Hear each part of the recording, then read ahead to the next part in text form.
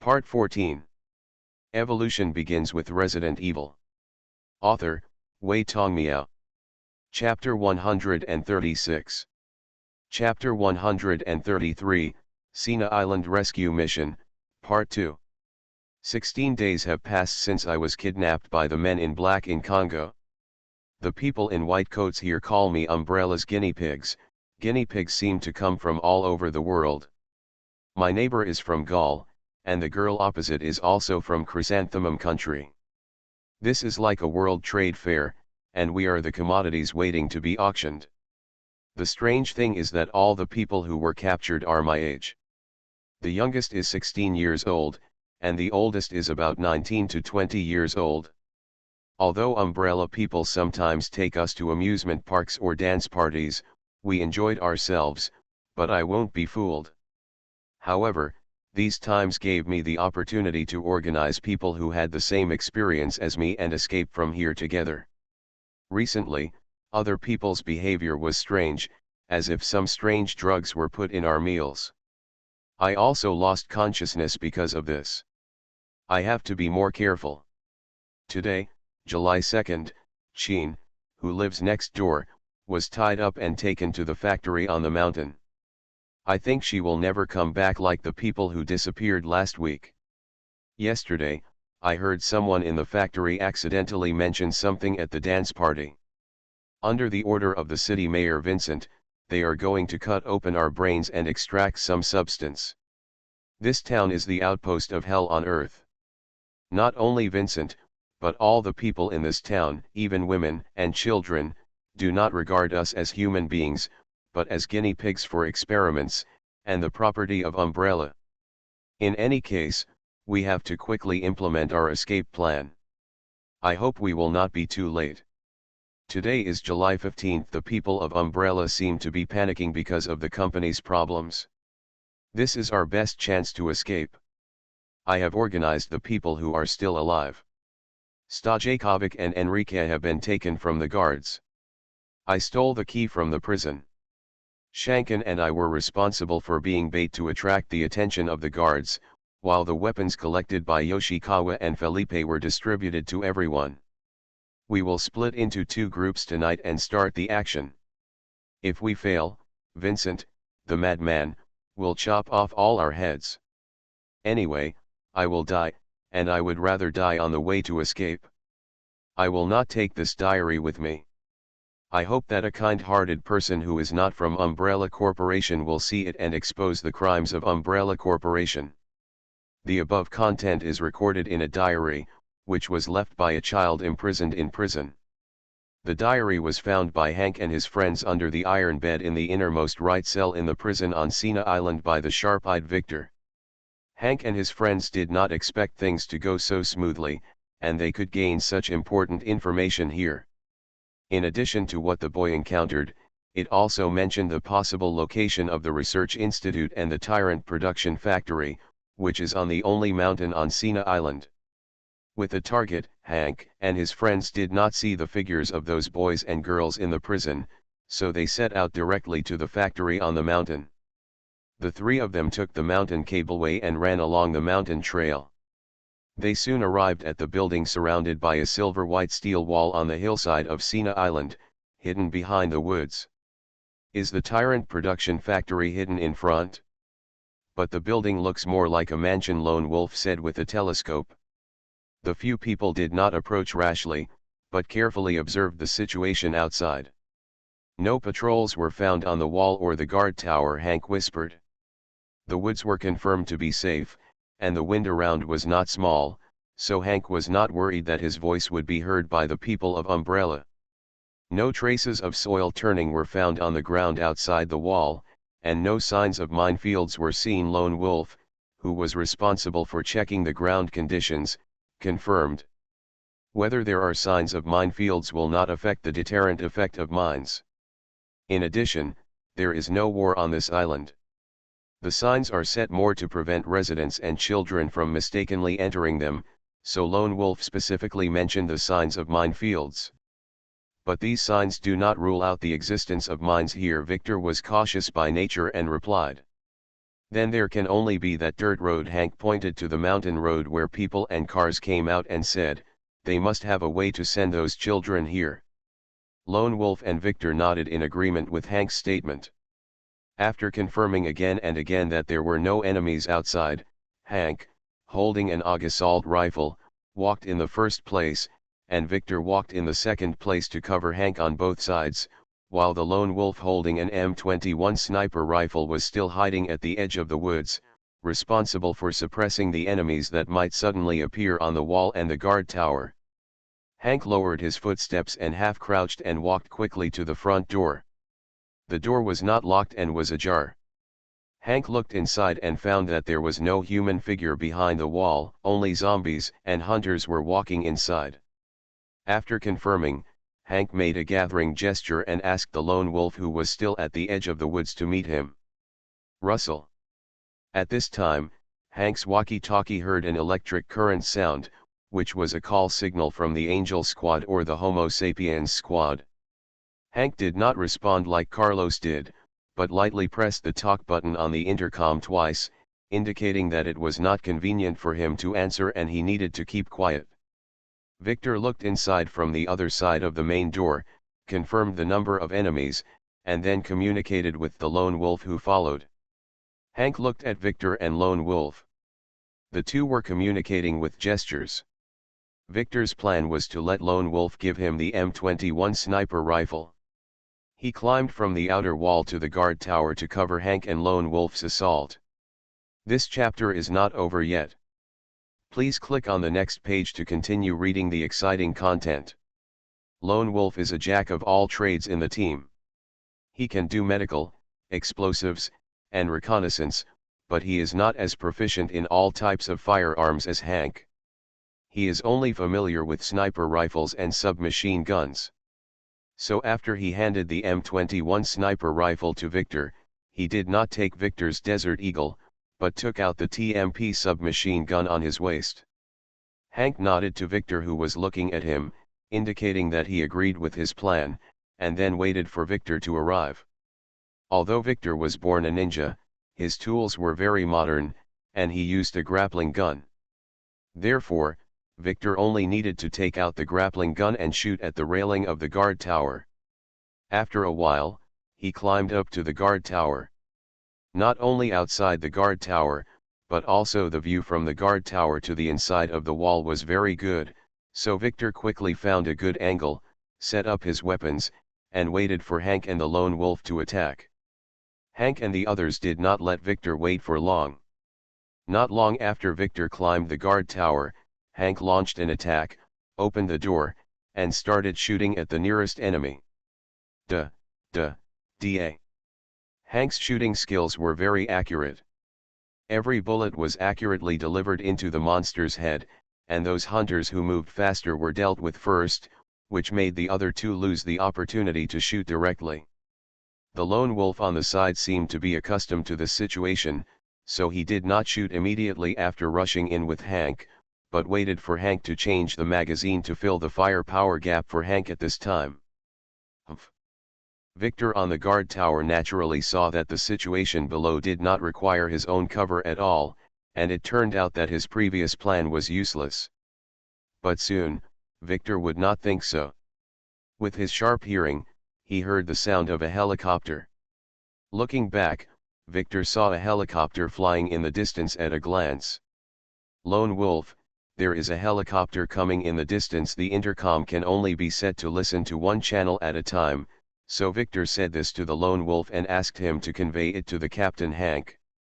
Victor, you hide and confirm which side the helicopter belongs to.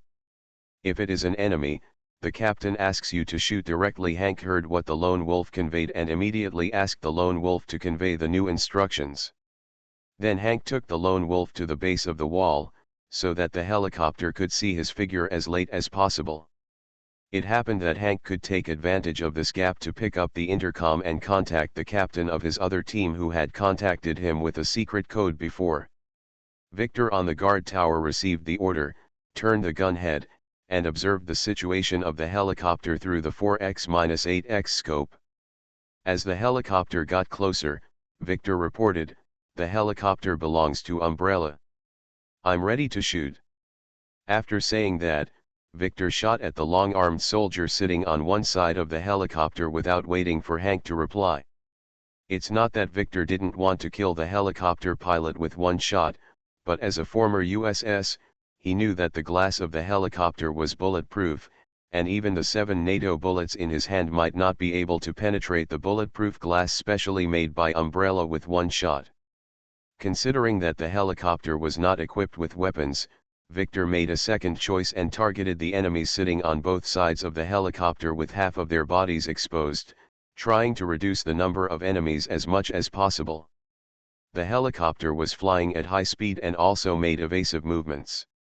In addition, Victor was far away, so his hit rate was not high. He almost emptied the 20 bullets in the magazine before he solved all the enemies on one side. However, because those enemies were tied with seat belts, they did not fall off the helicopter after being shot. It's just that I don't know why, those enemies became flat like deflated dolls not long after being shot. Therefore, the enemy's clothes were immediately freed from the restraint of the safety belt, and were blown out of the helicopter by the wind, and almost got caught in the helicopter's propeller. Because of the angle problem, Victor could only deal with the enemy on one side first. Although the enemy was attacked suddenly, their helicopter was mainly for transportation and was not equipped with any weapons, so they could not fight back. Instead, they turned the nose of the aircraft and chose to fly to a distance of about 700 meters from Victor, and then used the woods to cover the landing. This was still within the effective range of the M21 sniper rifle, but Victor did not shoot again, but chose to move to the guard tower on the other side. "Go into the mansion first," Hank commanded. Everyone listened to the order, and Victor did not feel that Hank was playing him because he had just moved his position and moved again. He immediately used the grappling gun to quickly get down the guard tower and entered the mansion with Hank and others. Just after pushing the door open, Hank was attacked by a zombie at the door. He didn't have time to aim and shoot. Hank directly smashed the zombie's chest with the high-impact polymer buttstock of the AUG, knocking the zombie back, and then shot the zombie in the head. The door was very large, so Hank didn't need to make way for the two people behind him to come in, so the two people behind him and Hank entered the mansion almost at the same time. Because they trusted Hank's skills, Lone Wolf and Victor did not help Hank, but went to deal with the enemies in their own direction. There were not many zombies in the mansion, and it was empty, with broken walls. Hank and the others did a simple search and quickly determined that the open door on the ground should be the entrance to the factory. The appearance of the mansion was just a disguise for the factory. The question is, who opened the door to this factory? People who come out? Or is it someone who goes in? Could it be that because of the outbreak of a biochemical crisis, people in the factory forgot to close the door when they evacuated? This chapter is not finished yet, please click on the next page to continue reading the exciting content. With this thought in mind, Hank directed the Lone Wolf to throw a few fluorescent sticks down to see what was going on below. There was no blood on the stairs below, and Hank and the others did not see any biological monsters. They were about to go down when suddenly a wall in the mansion was knocked open by a big man. Tyrant.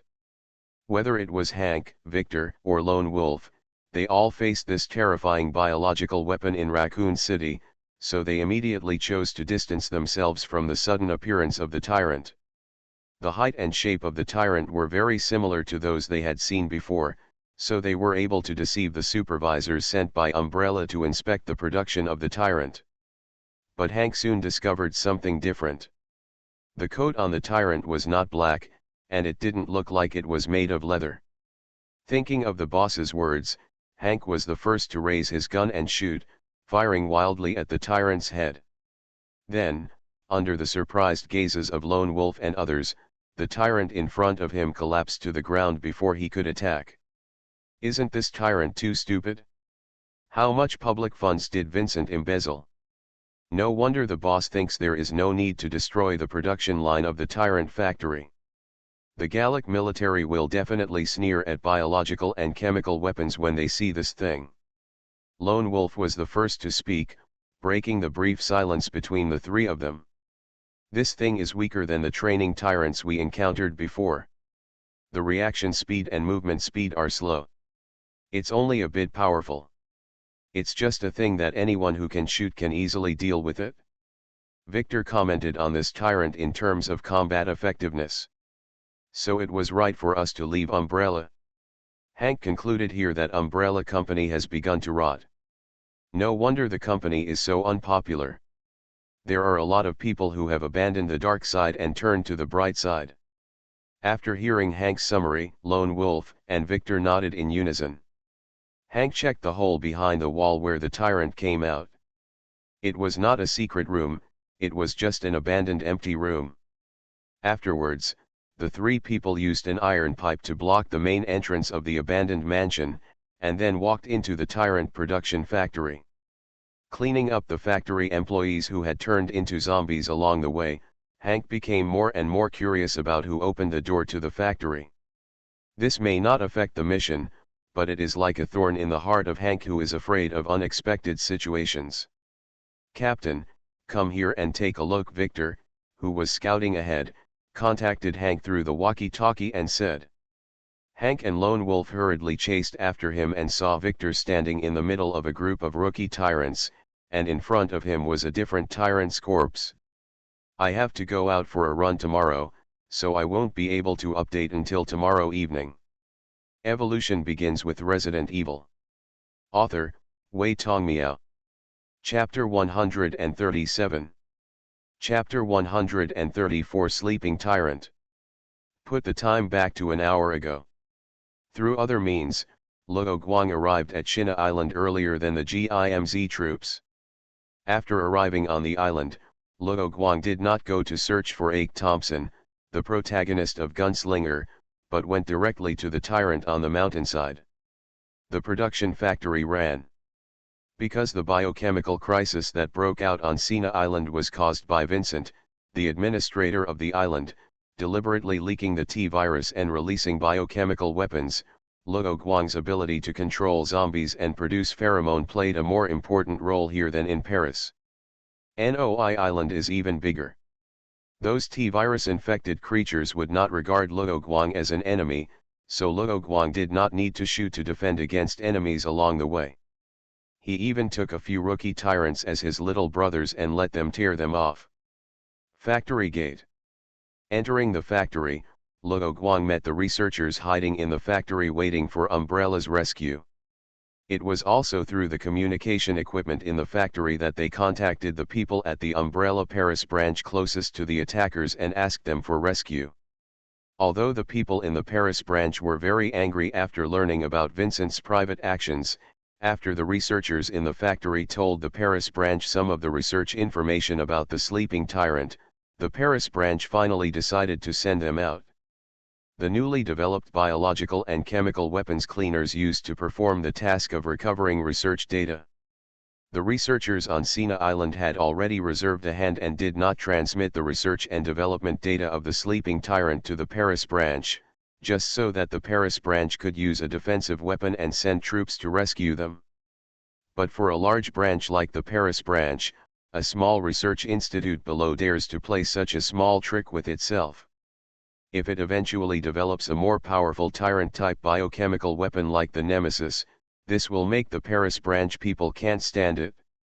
Therefore, the first reaction of the head of the Paris branch was to take the results of the Nazina Island Institute as his own. The researchers on Sina Island did not wait for the cleaners. Instead, Luo Guang appeared in front of them first. Those researchers also knew that the Paris branch was not well-intentioned, so after learning Luo Guang's identity, they immediately planned to hook up with the Gallic military and allocate funds to them to continue to develop the sleeping gene. As for Vincent, the leader of the Sleep God project, those researchers did not care that they were the culprits who deliberately released viruses and biochemical weapons, causing him and others to escape from the institute. Unfortunately, they hooked up with Luo Guang, who was pretending to be a special force of the Gallic military. Are you from the Gallic military? There was a researcher who was familiar with military knowledge, so he could tell at a glance which army the team emblem on Luo Guang's armband belonged to, so others were convinced of Luo Guang's identity. Yes, Luo Guang answered immediately without hesitation, holding a shotgun. Glancing at where the researchers were standing, Luo Guang asked, "Are you the only survivors? Who are you? What is this place?" "This is Umbrella's pharmaceutical factory. We are researchers here, responsible for developing drugs." "Are you the only one who came to the island for rescue?" The leader stood up and said. "I came here first to investigate, no. Do you think I'm blind?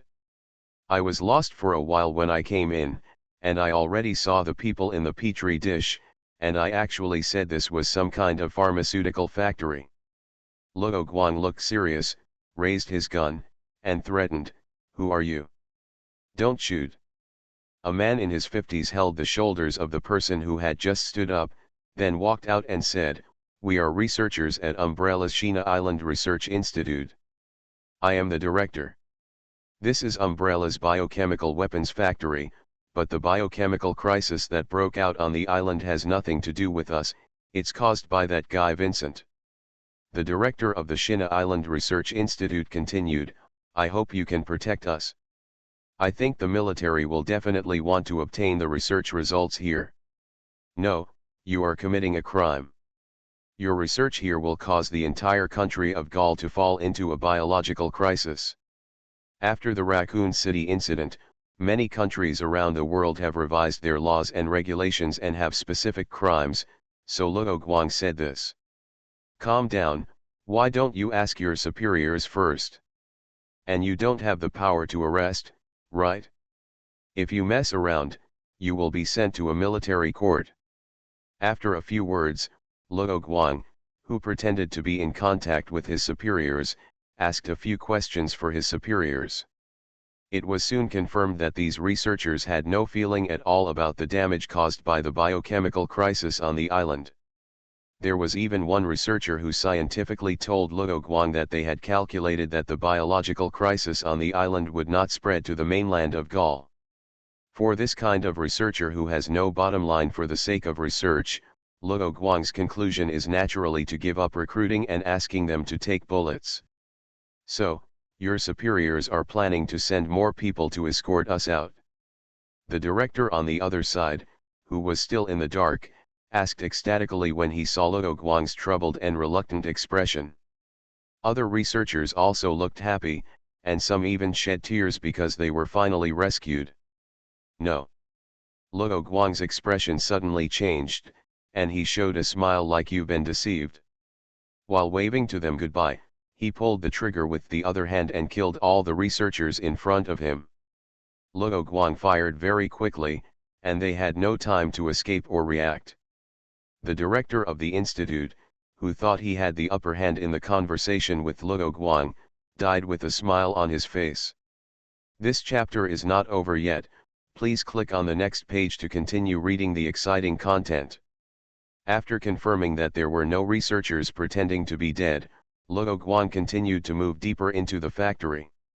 After passing through the factory, he arrived at the location of the institute.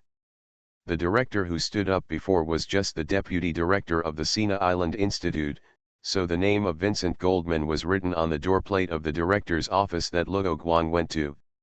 Another set of decoding and copying operations, Luo Guang copied most of the research data and found the data he needed most, the sleeping god gene and the sleeping god tyrant. The sleeping god gene was developed under the leadership of eugenicist Vincent. Simply put, it allows different types of cells to fight, and the surviving cells continue to compete with each other, and finally select the excellent genes of the remaining winning cells for compilation and integration. In the gene selection experiment that does not distinguish between day and night, the moment the scientists were attacked by the sleep demon, a certain cell eliminated all other cells, so the scientists on Sina Island named the gene of the cell the sleep god, the god Hypnos in ancient Greek mythology, gene. And the sleep god tyrant is naturally a biochemical weapon made by incorporating the sleep god gene into the tyrant gene. However, to create the sleep god tyrant, a compound called beta-non-isohydroxytryptamine is also needed. This compound is the reason why Umbrella Corporation kidnaps teenagers and girls everywhere, because this special compound can only be extracted from their brains, and it can only be extracted once and cannot be reused.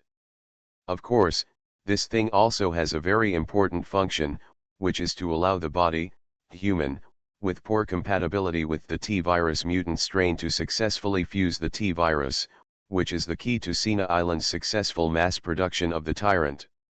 However, this secret recipe is still kept secret by the Sina Island Research Institute, so Umbrella Corporation does not know the existence of this special compound. Because beta-non-isohydroxytryptamine is too important for mass production of tyrant-type biological weapons, and the method of obtaining it is too cruel, Luo Guang did not hesitate at all and directly screened out all the information about this thing and deleted it. Through the authority of Vincent's computer, Luo Guang formatted all the information on other people's computers and databases. After doing what he should do, Luo Guang continued to complete his purpose of going to the island alone, which was naturally to find and integrate the sleeping god tyrant virus that combines beta-non-isohydroxytryptamine with the sleeping god gene. The characteristic of the sleeping god tyrant virus that Luo Guang values most is that it naturally eliminates weaker cells and leaves only the strongest cells to keep the organism developing. In Luo Guang's view, this is equivalent to the effect of cleansing the essence and marrow, which can greatly improve the foundation of his body, so the sleeping god tyrant virus is still very necessary for him. However, the only sample of the sleeping god tyrant virus has been used by Vincent to create the sleeping god tyrant. So Luo Guang can only fight with the sleeping god tyrant and then extract the sleeping god tyrant's blood. After finding the sleeping tyrant in the glass container, Luo Guang did not start fighting immediately, but took this opportunity to think about how to fight the sleeping tyrant. The first form of the sleeping tyrant is very small, more like a normal person than other types of tyrants, asexual and hairless, with smooth skin and blue complexion, and the left hand is the iconic claw of the super tyrant. Although small in size, its body is not weaker than those big tyrants, and it is the strongest tyrant in Vincent's mouth. The thinking soon yielded results. Luo Guang did not use the button to open the container, but directly smashed the culture container containing the sleeping tyrant with a punch, dragged the sleeping tyrant out of it, and threw it on the ground. The weight of the sleeping tyrant is much heavier than that of a male of the same size, but it is nothing to Luo Guang. While the sleeping tyrant has not fully awakened, Luo Guang beat the sleeping tyrant's head on the ground frantically, and directly beat the sleeping tyrant's first form of the head into a meat pie. Because the sleeping tyrant has the characteristic of becoming stronger when it encounters a stronger opponent, it will evolve again after being knocked down according to the reason for being knocked down.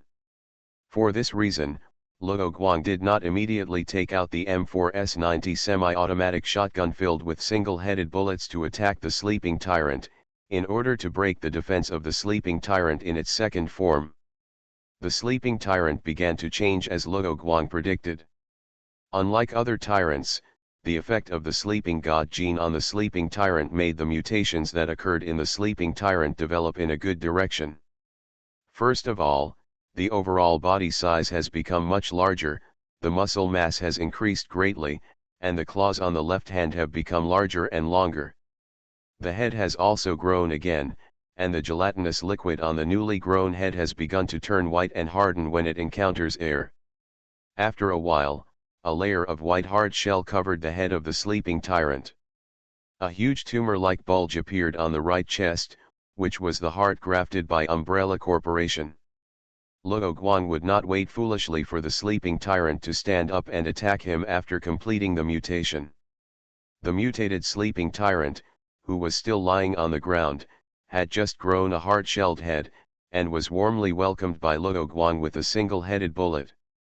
Bang bang, 2 consecutive shots, Luo Guang directly broke the bone-hard shell on the sleeping tyrant's head, and then kept the bullets and went forward to punch and kick the sleeping tyrant's head again. The sleeping tyrant has awakened. Although he cannot see anything yet, he instinctively moves his left hand according to the direction of the attack, and sweeps his claws towards Luo Guang, who is standing above his head. Luo Guang reacts quickly, and directly does a backflip to avoid the sweep, and then rushes up and shoots at the sleeping tyrant's head, which is no longer protected by a hard shell, like kicking a football. This chapter is not over yet. Please click on the next page to continue reading the exciting content. It is much harder than Luo Guang imagined. Luo Guang's powerful football kick only dented the sleeping tyrant's head. After a successful strike, Luo Guang retreated a few steps and wanted to kick the football again, but the sleeping tyrant first swept horizontally, and then turned over and stood up. The eyes of the sleeping tyrant with the dented head were staring at Luo Guang. After Luo Guang avoided the opponent's attack, he immediately took advantage of the opponent's getting up to reload the shotgun in his hand, and then continued to shoot at the sleeping tyrant's head with the shotgun. Although the headshot did not cause much loss to the energy of the sleeping tyrant, it was the brain part that controlled the body after all, and it could easily make the sleeping tyrant stiff. How could the sleeping tyrant not know that his head was being targeted by the opponent at this time? After getting up, he kept using his right hand to block his head, and then constantly urged the energy in his body to generate a kind of colloidal liquid. The colloidal liquid flowed out of the wound on his body and cooled into a hard shell, which did not only act on the head of the sleeping tyrant. The creatures of the T-virus are difficult to deal with in this way. The vitality is as strong as psoriasis, Luo Guang muttered in his heart. The weapons Luo Guang brought with him this time were almost the same as those on Banoi Island. After excluding grenades and incendiary grenades, the single-headed bullet can be said to be the strongest weapon on Luo Guang. The sleeping tyrant tried to rush to Luo Guang and attack him at the moment when Luo Guang's firepower disappeared, but Luo Guang avoided it. After many unsuccessful attempts, the sleeping tyrant actually mutated again when he was not in a desperate situation. For Luo Guang, as long as the opponent's ability cannot crush him, the opponent's mutation is also a good thing for Luo Guang.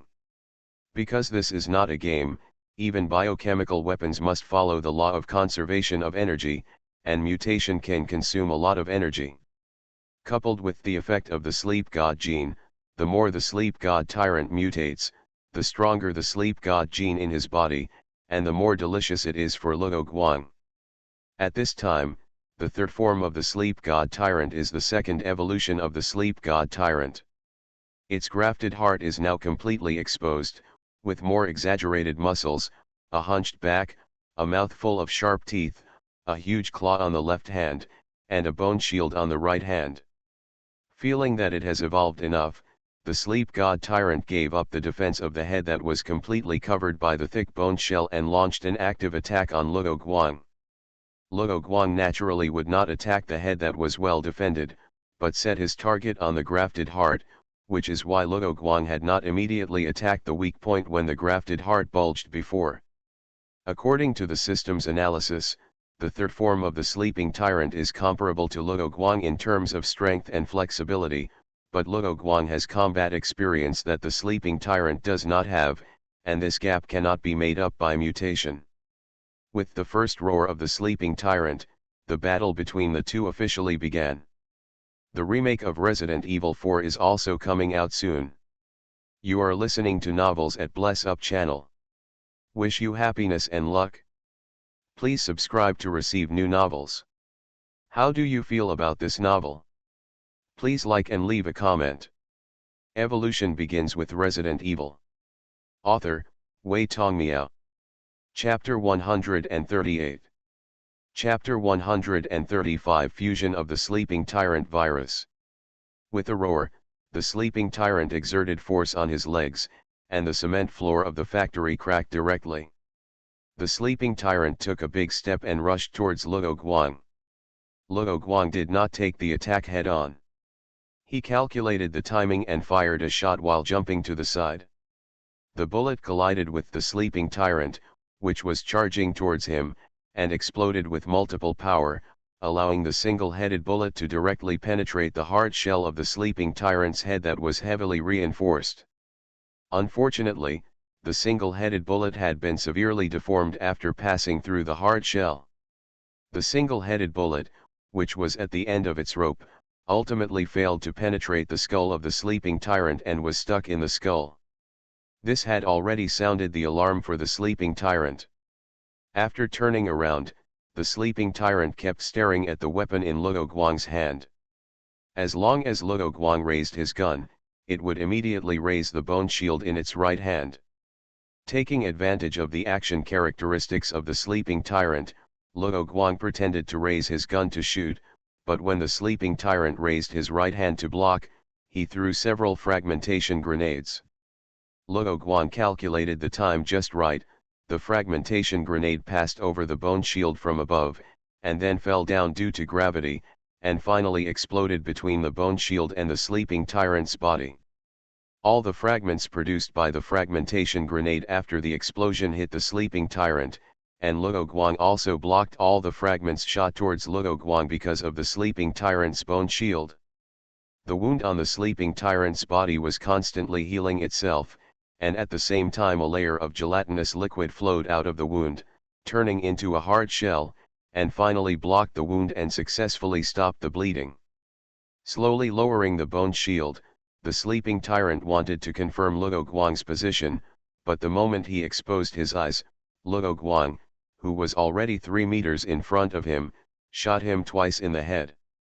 The two single-headed bullets happened to hit the previous position, and the single-headed bullet stuck in the skull was shot into the skull, successfully causing damage to the sleeping tyrant's brain.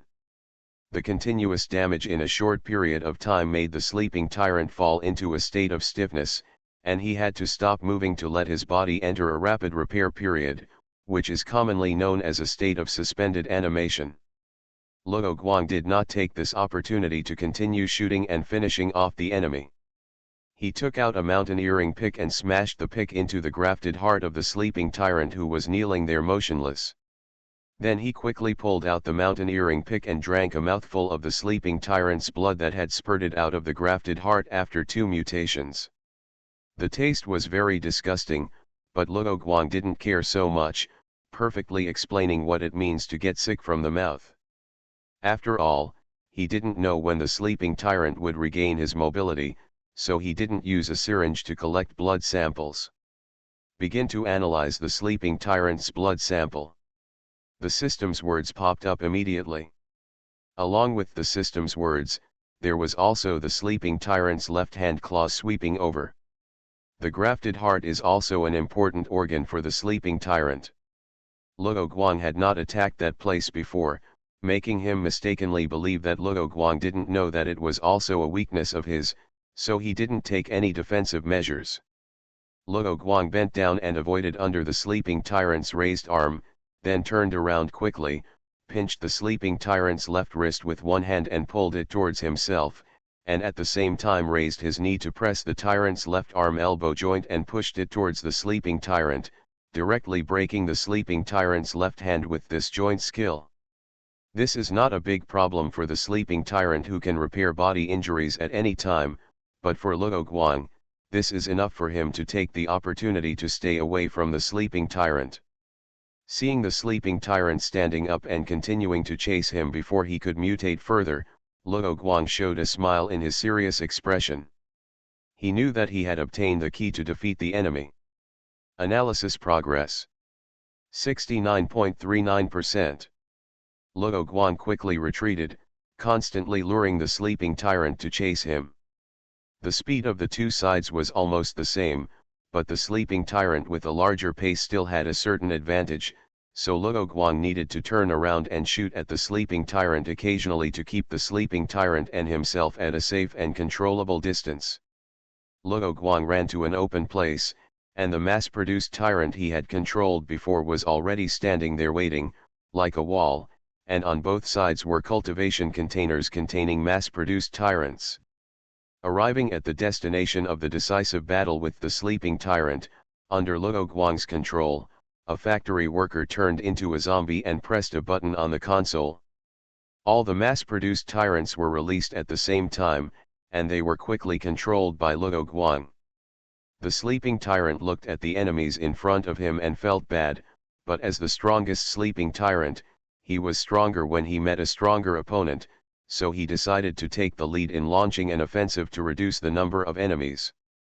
Under Luo Guang's control, the mass-produced tyrant fully exerted its only strength advantage and used the burst of leg strength to increase their movement speed. Analysis progress. 99.21%, analysis completed. Start to deduce, restore, and analyze the sleeping god gene and beta-non-isohydroxytryptamine. Luo Guang was not in a hurry to absorb the sleeping god tyrant's virus, and continued to analyze it in depth, with the purpose of using his ability to create viruses in his body to create a poison specifically for the sleeping god tyrant virus. Only in this way can the sleeping god tyrant be solved once and for all, otherwise the sleeping god tyrant, who becomes stronger and stronger in battle, will sooner or later crush himself in various attributes, and then the sleeping god tyrant will defeat him with one force and beat him to the point where he doesn't know east, west, south, or north. As usual, even if he crushes the enemy with force, Luo Guang will try hard to think about how to fight more advantageously and how to make himself more relaxed and safe. This chapter is not over yet, please click on the next page to continue reading. The sleeping tyrant, who was being surrounded and beaten by the mass-produced tyrants, had to fall into a defensive state. There were too many mass-produced tyrants crowding around him and punching and kicking, so that he couldn't swing his hands at all. If he couldn't swing his hands, the sleeping tyrant couldn't effectively exert his strength, so that the sleeping tyrant, who had a strong power, couldn't exert his full strength. The sleeping tyrant gene and beta-non-isohydroxytryptamine have been analyzed. With the preparation of the sleeping tyrant virus, both of them were analyzed quickly, and Luo Guang had already started to modulate the gene virus that restrained the sleeping tyrant. Fortunately, Luo Guang had suppressed the sleeping tyrant before. Although the sleeping tyrant was being surrounded and beaten by the mass-produced tyrants at this time, his body's defense was still able to completely resist the attacks of the mass-produced tyrants. Therefore, the sleeping tyrant over there seemed to be beaten all the time, but it was almost zero damage. Luo Guang was making a genetic virus, so he didn't have the energy to continue to control those mass-produced tyrants to attack meticulously. Therefore, the sleeping tyrant finally found an opportunity for him. He waved his claws and cut nearly half of the mass-produced tyrants in front of him into 4 pieces with one blow. Testing gene virus number 1. Failed. Testing gene virus number 2. Killing rate 26.47%. Luo Guang was testing the modulated genetic virus to find the best solution. Half of the mass-produced tyrants blocking the road were solved, and those mass-produced tyrants did not mutate or become super tyrants because of life and death. The sleeping tyrant knew that Luo Guang was the leader of the enemies in front of him and the enemy who caused the greatest damage to him, so he ignored the attacks of the mass-produced tyrants behind him, and immediately ran after clearing the enemies in front of him, rushing towards Luo Guang. Luo Guang also noticed the situation on the sleeping tyrant side, and directly controlled the mass-produced tyrants to stop attacking, and instead caught the sleeping tyrant to delay the opponent's advance. However, the sleeping tyrant started up very quickly, and the mass-produced tyrant using explosive power could not catch up with the sleeping tyrant that was rushing towards Luo Guang at full speed. Testing the 39th gene virus, completely inactivated, success, test completed. The timing was just right. Looking at the sleeping tyrant rushing towards him with its bloody mouth wide open, Luo Guang did a disgusting operation and spit directly into the mouth of the sleeping tyrant.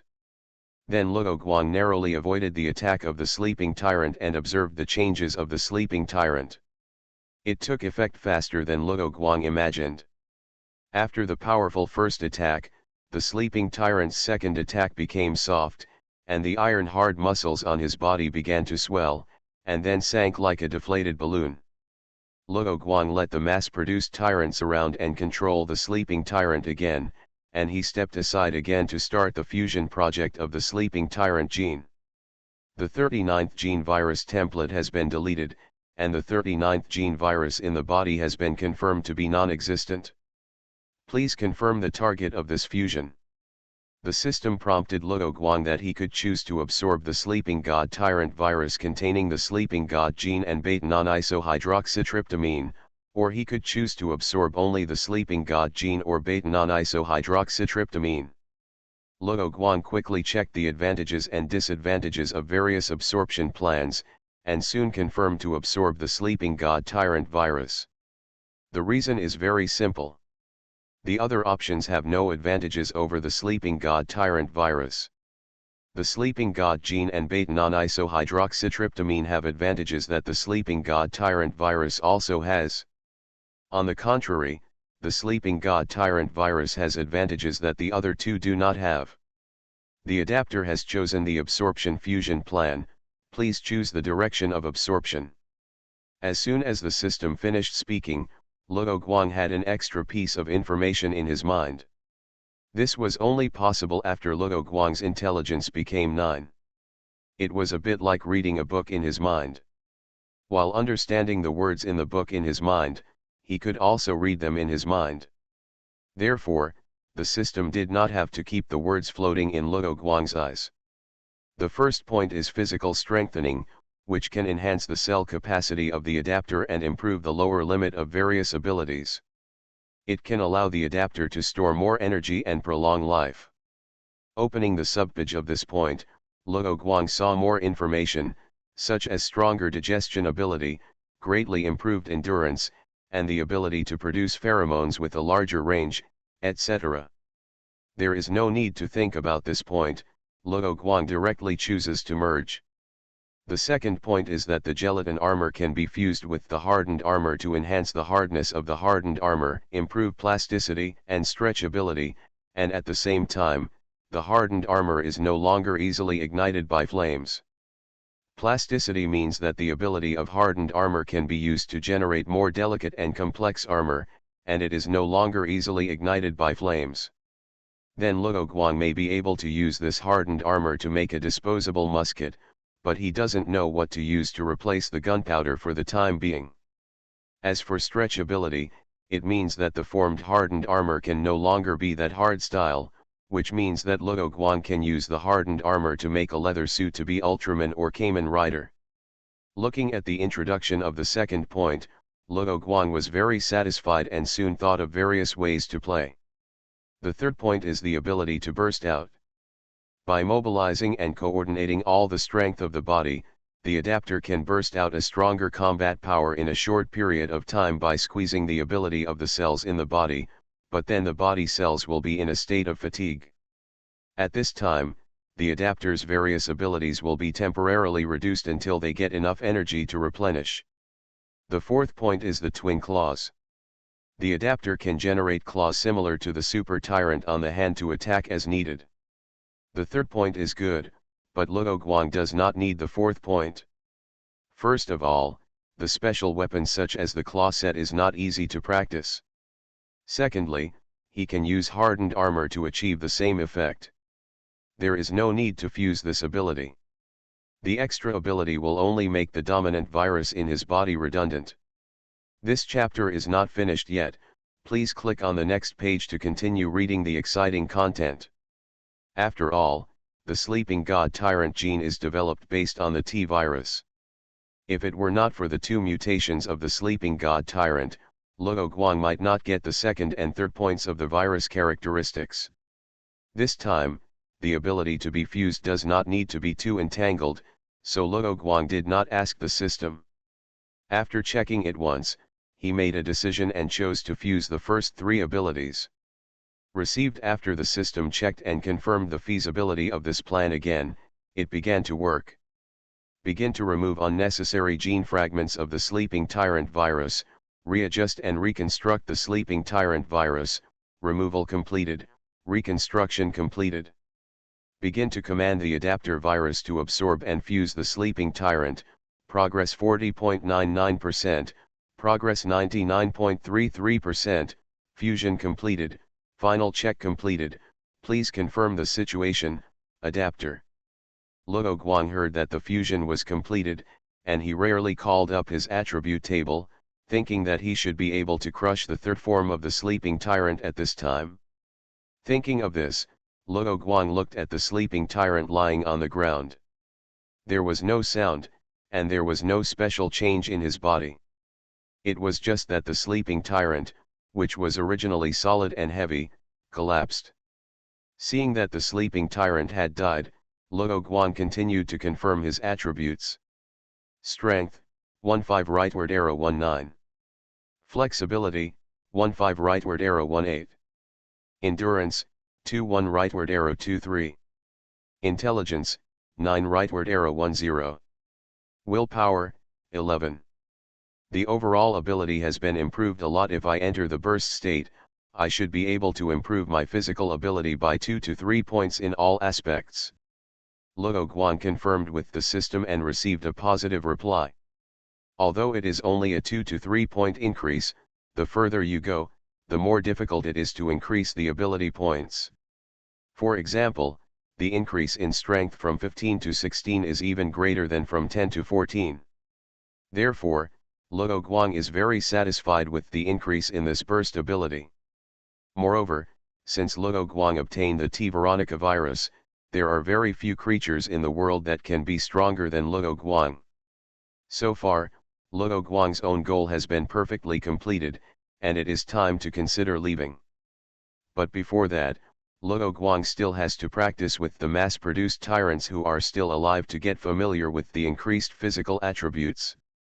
After releasing the control of those mass-produced tyrants and modifying the pheromones emitted from his body, Luo Guang rushed towards the mass-produced tyrants that had already targeted Luo Guang with a grim smile. Meow, a meow that has lost 9 intelligence. Evolution begins with Resident Evil. Author, Wei Tong Miao. Chapter 139. Chapter 136, Sina Island Rescue Mission, End. Is this the sleeping tyrant? Hank whispered when he saw the different tyrant corpse. Although the muscles of the sleeping tyrant had collapsed and become soft, Hank could see the powerful combat ability of the sleeping tyrant from the giant claws and the mass-produced tyrants that were cut into pieces around it. Sleeping tyrant? Captain, do you know anything? Victor heard Hank's words and immediately knew that Hank had inside information, so he asked. Hank didn't need to hide it and repeated what his boss told him. Although I don't know who knocked down the sleeping tyrant here, at least I can be sure that if this thing doesn't die, it means we have encountered it. Lone Wolf also saw the power of the sleeping tyrant. After hearing the reason why his boss didn't say it at the first time, he couldn't help but look at Hank meaningfully. Hank was looking at the sleeping tyrant on the ground and didn't notice Lone Wolf's eyes, but even if he noticed it, he didn't care and replied, "Isn't it normal that Umbrella's research institute often has unexpected things? What's the fuss?" "Yes, but the probability of us encountering it is basically more than 90%." Lone Wolf had teamed up with Hank before, but Hank didn't have the title of Death God at that time. Because of Umbrella's arrangement, Victor had never been in the same team with Hank, but he didn't believe in luck and said, "Continue the mission. If you have strong abilities, you will naturally survive." "That's right, continue the mission." Hank disagreed with Victor's statement.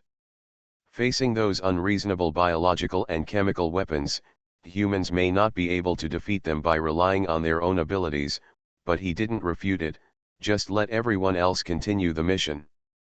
"Wait, I'll collect the sample of the sleeping tyrant first." Lone Wolf took out a syringe and said. Hank nodded. This was part of the transaction with Gall. To be more precise, it was a deal with Gall and the Donald family. After all, the people who wanted the sample of the sleep tyrant virus were not only the Gall military, but also the Donald family behind it. Although Luo Guang used a form more powerful than hypnosis to influence the thoughts of the Donald family's head, Cops, he did not wantonly ask Cops to help him. So the reason why Cops funded the GIMZ team became to collect various viruses and help the private researchers of the Donald family to study the elixir based on the T. Veronica virus. Collecting viruses is not a good thing for some people, so Luo Guang gave this task to the former USS Death Squad. However, if someone asked, Luo Guang did not intend to hide it, and said that he would take it to study the vaccine for the T virus. Speaking of vaccines, Dr. Nathaniel Budd, who Luo Guang rescued in Raccoon City, had joined an anti-umbrella company research institute under the Lighthouse Army. The mission of this institute is to develop vaccines and antidotes for the viruses developed by Umbrella Corporation, and it has successfully mass-produced the first type of T-virus vaccine for prevention. However, the people of the Lighthouse country are not very enthusiastic about this at this time, and the vaccine is not free, so not many civilians are willing to get the injection. On the other hand, Dr. George Hamilton of Raccoon City University inherited Dr. Peter Jenkins's Sunlight vaccine and is working on developing a new vaccine. As for his power or source of funds, it is the Terra Cipher, a non-governmental charity organization that is being established. Let's get the topic back to the rescue mission on Sina Island. When Hank led the team to search the factory, they found the bodies of the researchers. "Someone came here before us," Victor said, checking the wounds on the bodies.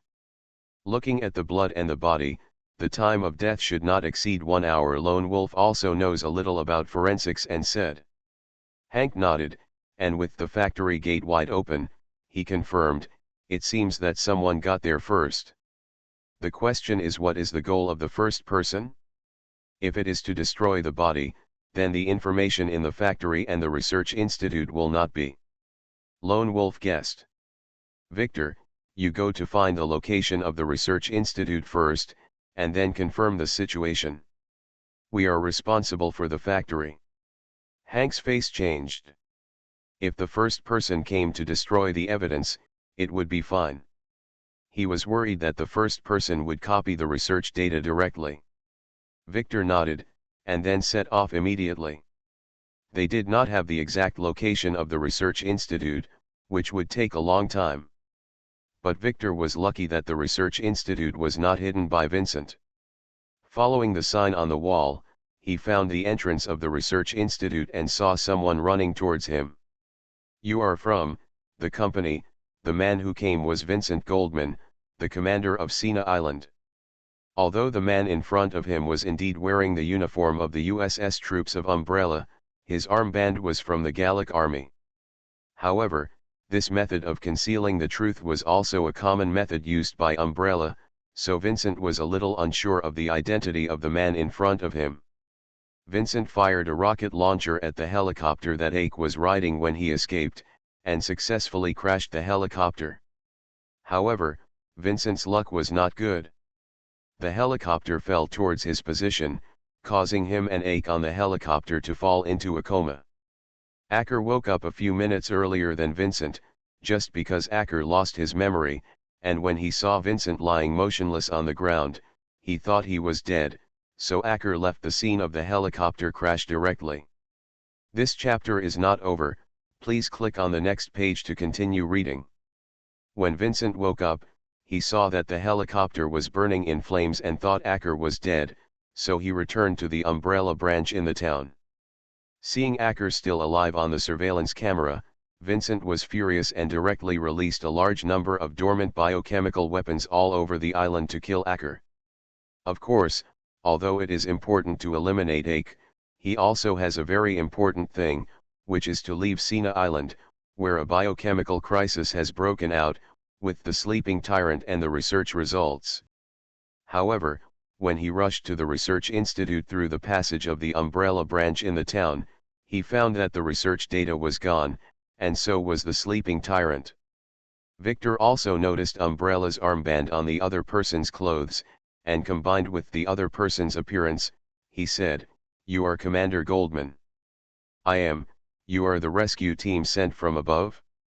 Why are you here so late?" "The research information has been obtained first," an angry Vincent then directly scolded the people in front of him.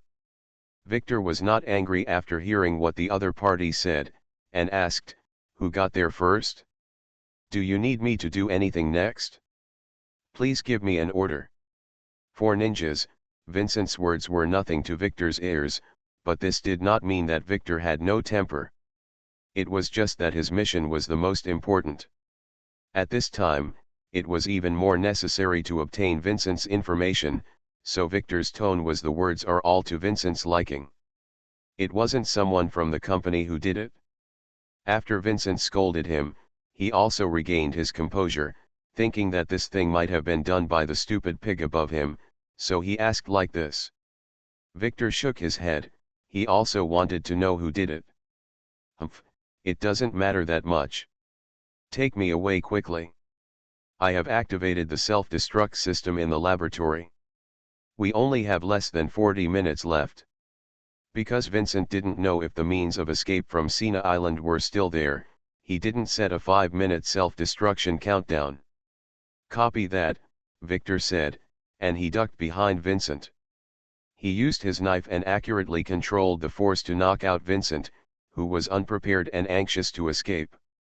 After the signal was given, Victor said, "This is Victor. I met Vincent, the commander of the island, and the capture has been completed." "Very good, the data in our factory has been cleaned and is now going to your side," Hank replied. "I was at the entrance of the research institute. That guy Vincent activated the self-destruction system and immediately notified other teams to evacuate. Victor believed that Umbrella's self-destruction system would not only destroy the research institute, but would definitely blow up the entire island. Something about Umbrella Corporation. Hank understood the importance of the matter as soon as he heard it.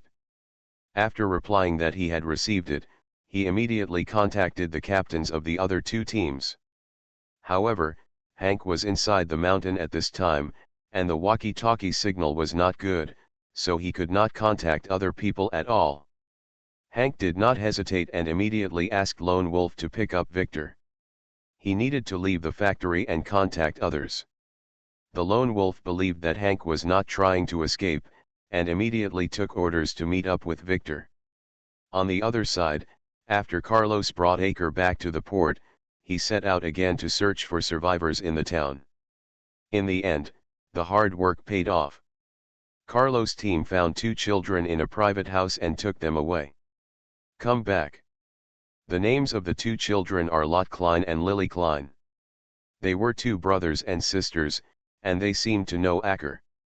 When they saw Aker, they immediately screamed, pointed at Aker and shouted loudly that it was Vincent, the murderer. The people around looked at each other and were not surprised. Carlos had already told others about the rescue target Ake. Ake was about to explain when he heard Carlos ask, "This is Ake Thompson. Why do you say he is Vincent? Vincent's hair is golden." After speaking, Carlos also took out a photo of Vincent Goldman to show to the 2 children. "Is he Vincent?" Although Lily was surprised, Lot's expression and reaction were even greater. I saw Lot saying, "You are not Vincent, then, what have I done?" Ake asked strangely, "What do you mean?" Lot's face was full of guilt and he whispered, "I overheard Mr. Thompson saying that his name was Vincent, which was the name of the murderer who committed many murders, so I told Mr. Thompson's story to a man named Aker. I accidentally contacted the fake Aker in the hospital after the biochemical crisis broke out. He claimed to be investigating the cause of the outbreak in the town, so I told him what I knew, and the fake Aker was in your hands. The one with the blonde hair photo. You don't know what Vincent looks like. He is the de facto ruler of Sheena Island." Carlos had questions. "He has never appeared in front of town residents. To us, his secretary's appearance is more familiar. It was also for this reason that Aker was able to pretend to be Vincent to investigate. That is to say, Aker, you pretended to be Vincent, and Vincent used a trick to pretend to be Aker and deceive Lot, learn about the existence of real Aker, and shoot down the helicopter in which real Aker was escaping." Luz straightened things out and looked at Ake, who had been silent. I saw that Ake had squatted down with his head in his hands, looking very painful. Shwerui immediately went forward to check, but Ake raised his hand to refuse her help. With sweat on his face, he slowly said, "I remember everything. It was Leon who entrusted me to help him investigate and solve the biochemical crisis on Sina Island, and stop the atrocities of Umbrella Corporation on this island. Carlos heard what Ake said and said, "This is also the purpose of our coming here. Have you collected any evidence? We only have the scene after the biochemical crisis broke out in this town, which cannot prove that this matter is related to Umbrella Corporation." However, Ake shook his head and said, "The evidence was burned in the helicopter, but I know the location of the factory, or we can go there to search for some evidence again." Just when Carlos told Ake and others that his GIMZ unit had sent people to collect evidence, there was a rustling sound from their walkie-talkie. "Please go ahead, I'm with Team 3. The island's self-destruct system has been activated, meet at the port within 30 minutes, since it was the Angel team and the Homo sapiens team. Hank didn't waste any time telling them the important information. Received, Carlos answered, and then said to Ake and Lottie, "You heard it too, we should go." "What about Umbrella?" Ake asked. Carlos thought for a moment, and asked Hank about the situation on the intercom. "Hank, how are you collecting evidence of Umbrella's crimes? We kidnapped Vincent, and the Tyrant Factory incident has been photographed. If someone who didn't know what Hank said heard this, they would definitely think Hank was an evil kidnapper." "That's great," Ake cheered, "we have both evidence and witnesses, and we can add more dirt to Umbrella's grave." Wang Shuhong was already directing his men to continue to shrink the defense line and make a fuss around the ship used for escape. Although Hank had to carry a person, his speed was not slow. After returning to the city through the cableway, they ran all the way. Lone Wolf and Hank carried Vincent, and Victor continued to be the vanguard to open the way for the team. Vincent woke up once in the middle of the journey, and was knocked unconscious again by the butt of Lone Wolf's gun. For some reason, there were fewer enemies along the way. When there were still 6 or 7 minutes left in the self-destruct system, Hank and others dragged Vincent, whose head was bleeding, onto the boat, then turned around and fled from Sina Island at full speed. Because the protagonist of this mission did not need to follow all the time, this copy ended quickly. Evolution begins with Resident Evil. Author, Wei Tongmiao. Chapter 140. Chapter 137, Meeting with Jill. Hank and his companions came to a Gallic naval port on the coast of mainland France and found Luo Guang, who was waiting for Hank. Luo Guang went to Sina Island first, and then rushed to the naval port to wait for Hank and his companions, so no one would know that Luo Guang had disappeared for a while. "Hey! Are you back?" Luo Guang smiled as he looked at GIMZ and others who looked relaxed after completing the mission. Carlos replied, asking, "Boss, you seem very happy. Because you all came back alive, and look at the people you brought back. Did you complete the mission perfectly?" Luo Guang added a sentence in his heart, "Mainly because I also successfully obtained and integrated the sleeping tyrant virus." After completing the mission, Hank still looked so serious. This is Hank's true face. Walking to Luo Guang, Hank said, "We didn't complete the mission perfectly. Vincent activated the self-destruct system on Sina Island. The island has been cleared. There is no useful value on the Gaul side." Hank meant that the deal between GIMZ and Gaul was ruined, and his troops had to give Gaul an explanation. "But that's not something we can stop. To be honest, if it weren't for Hank and you guys just happened to meet Vincent and tricked him into saying that the self-destruct system had been activated, we would have been wiped out long ago," Wang Shuhong comforted. Wang Shuhong saw the explosion on the ship that was moving away from Sina Island. The power generated by the self-destruction was enough to flatten the entire island. If it weren't for the fact that the ship that GIMZ was on was fast enough and had strong wind and wave resistance, his ship would have been capsized by the wind and waves. The top leaders of Gaul won't listen to this. They only care about their own interests, Victor snorted and replied. No. Luo Guang stood up, clapped his hands, drew everyone's attention to himself, and said, "You did complete the task perfectly. Hank, what was the task I assigned in the conference room?"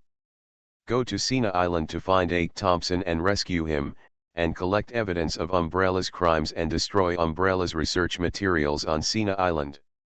Hank recited the tasks assigned by his boss by heart. Then you didn't complete it? You even rescued other survivors and kidnapped Vincent, the culprit, Luo Guang said sternly. It's done, Hank understood, but Gall. Vincent, this person is very valuable.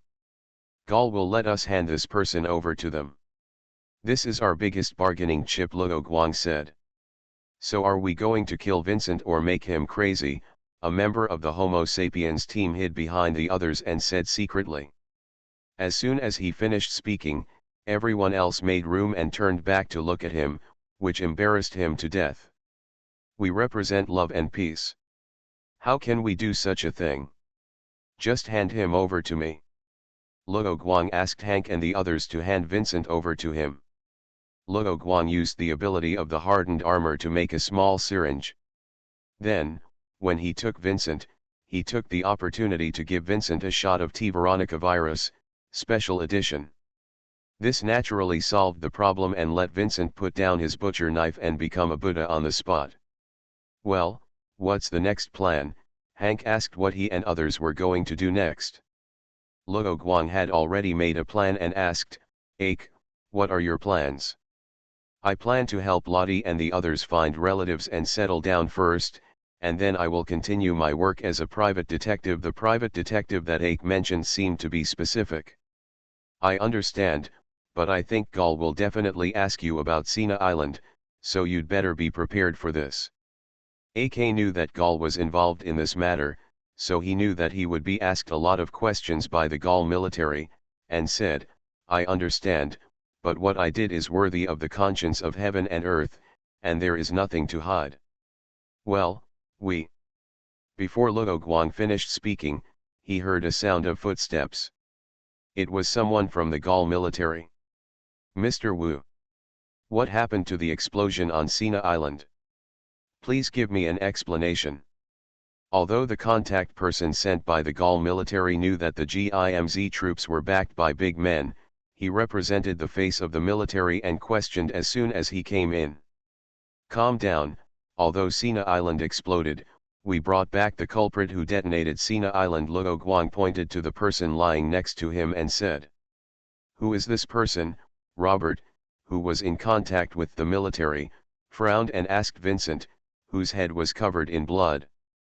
He is the person who activated the self-destruct system of Sina Island and the supreme ruler of Umbrella Corporation on Sina Island. Luo Guang's words directly explained the reason for the explosion of Sina Island. Are they crazy in Umbrella Corporation? Why do they always bury such powerful bombs in their bases? The same is true for Sina Island and even Paris. Because they are a group of Umbrella Corporation lunatics who are ready to sacrifice at any time. Luo Guang said in a flat tone, you just mentioned Paris, too. Did something happen there? Ah. Robert sighed and said, it's not a secret. In fact, we found that there is an Umbrella Corporation Research Institute underground in Paris, so we sent a team to carry out the mission in order to eliminate the threat. It's said to eliminate the threat, but in fact it's intended to take the achievements of the Paris Research Institute of Umbrella Corporation back to Gall. Luo Guang heard what Robert said and thought about it. When he was on Sina Island, he received the news that Jill was going to raid the Paris biological and chemical weapons factory. Although the Research Institute and the biological and chemical weapons factory are quite far away, who knows whether the self-destruction systems on both sides are linked. Is Jill okay? Luo Guang couldn't help but worry. Thinking of this, Luo Guang quickly sent a message to Jill. It's not that Luo Guang didn't call because he was not anxious, but Luo Guang considered that if Jill was okay, his rash call might affect Jill's actions at this time. After sending the text message, Luo Guang said to Robert, who was watching his actions just now, is the explosion in Paris serious? You just sent a text message. Robert didn't answer. Luo Guang's expression did not change, and he replied, I have my own intelligence channels.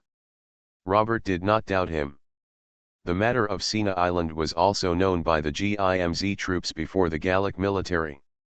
If it had not been discovered by the GIMZ first, the Gallic military would have sent people to solve the problem.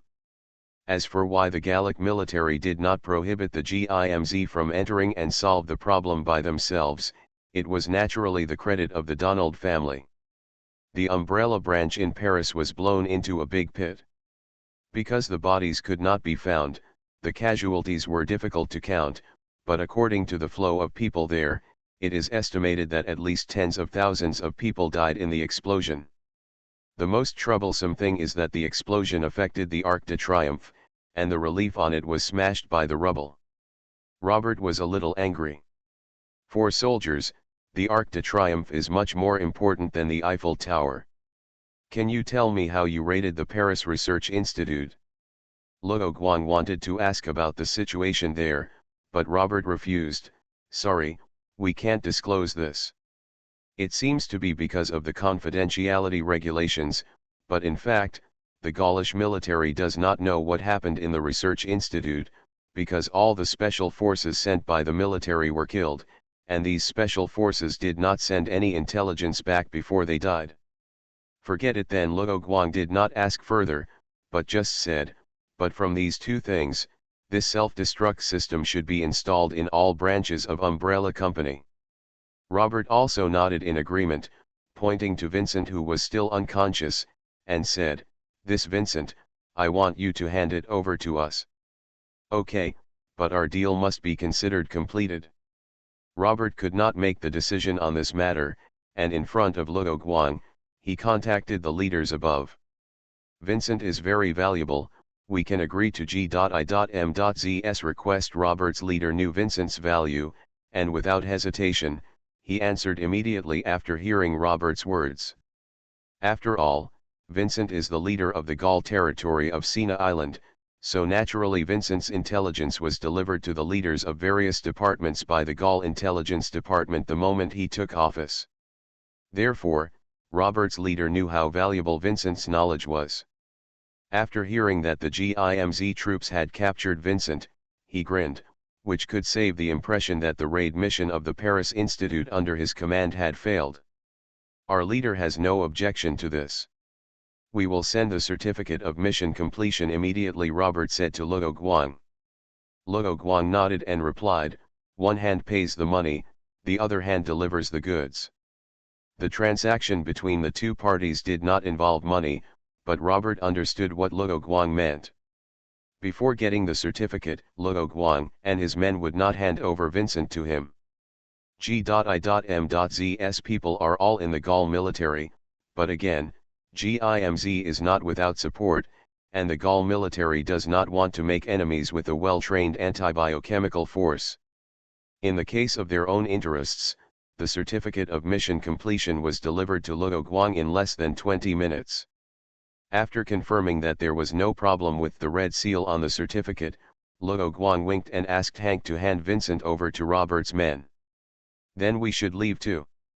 Happy cooperation. After the matter was done, Luo Guang prepared to leave. After all, GIMZ was not from their own army, and it was not good to stay in the military port for too long, so Robert did not keep them. With Vincent, they lost interest in the three survivors of Ache, and immediately sent people to send GIMZ and others away from the military port. "Sergeant, how to deal with this guy?" asked his men. "Take it back to the intelligence bureau." Robert waved his hand and left the military port with his men and Vincent. "Hank, take your team back to the base to rest first. I will send the commission of the mission to your account later." Luo Guang received Jill's reply.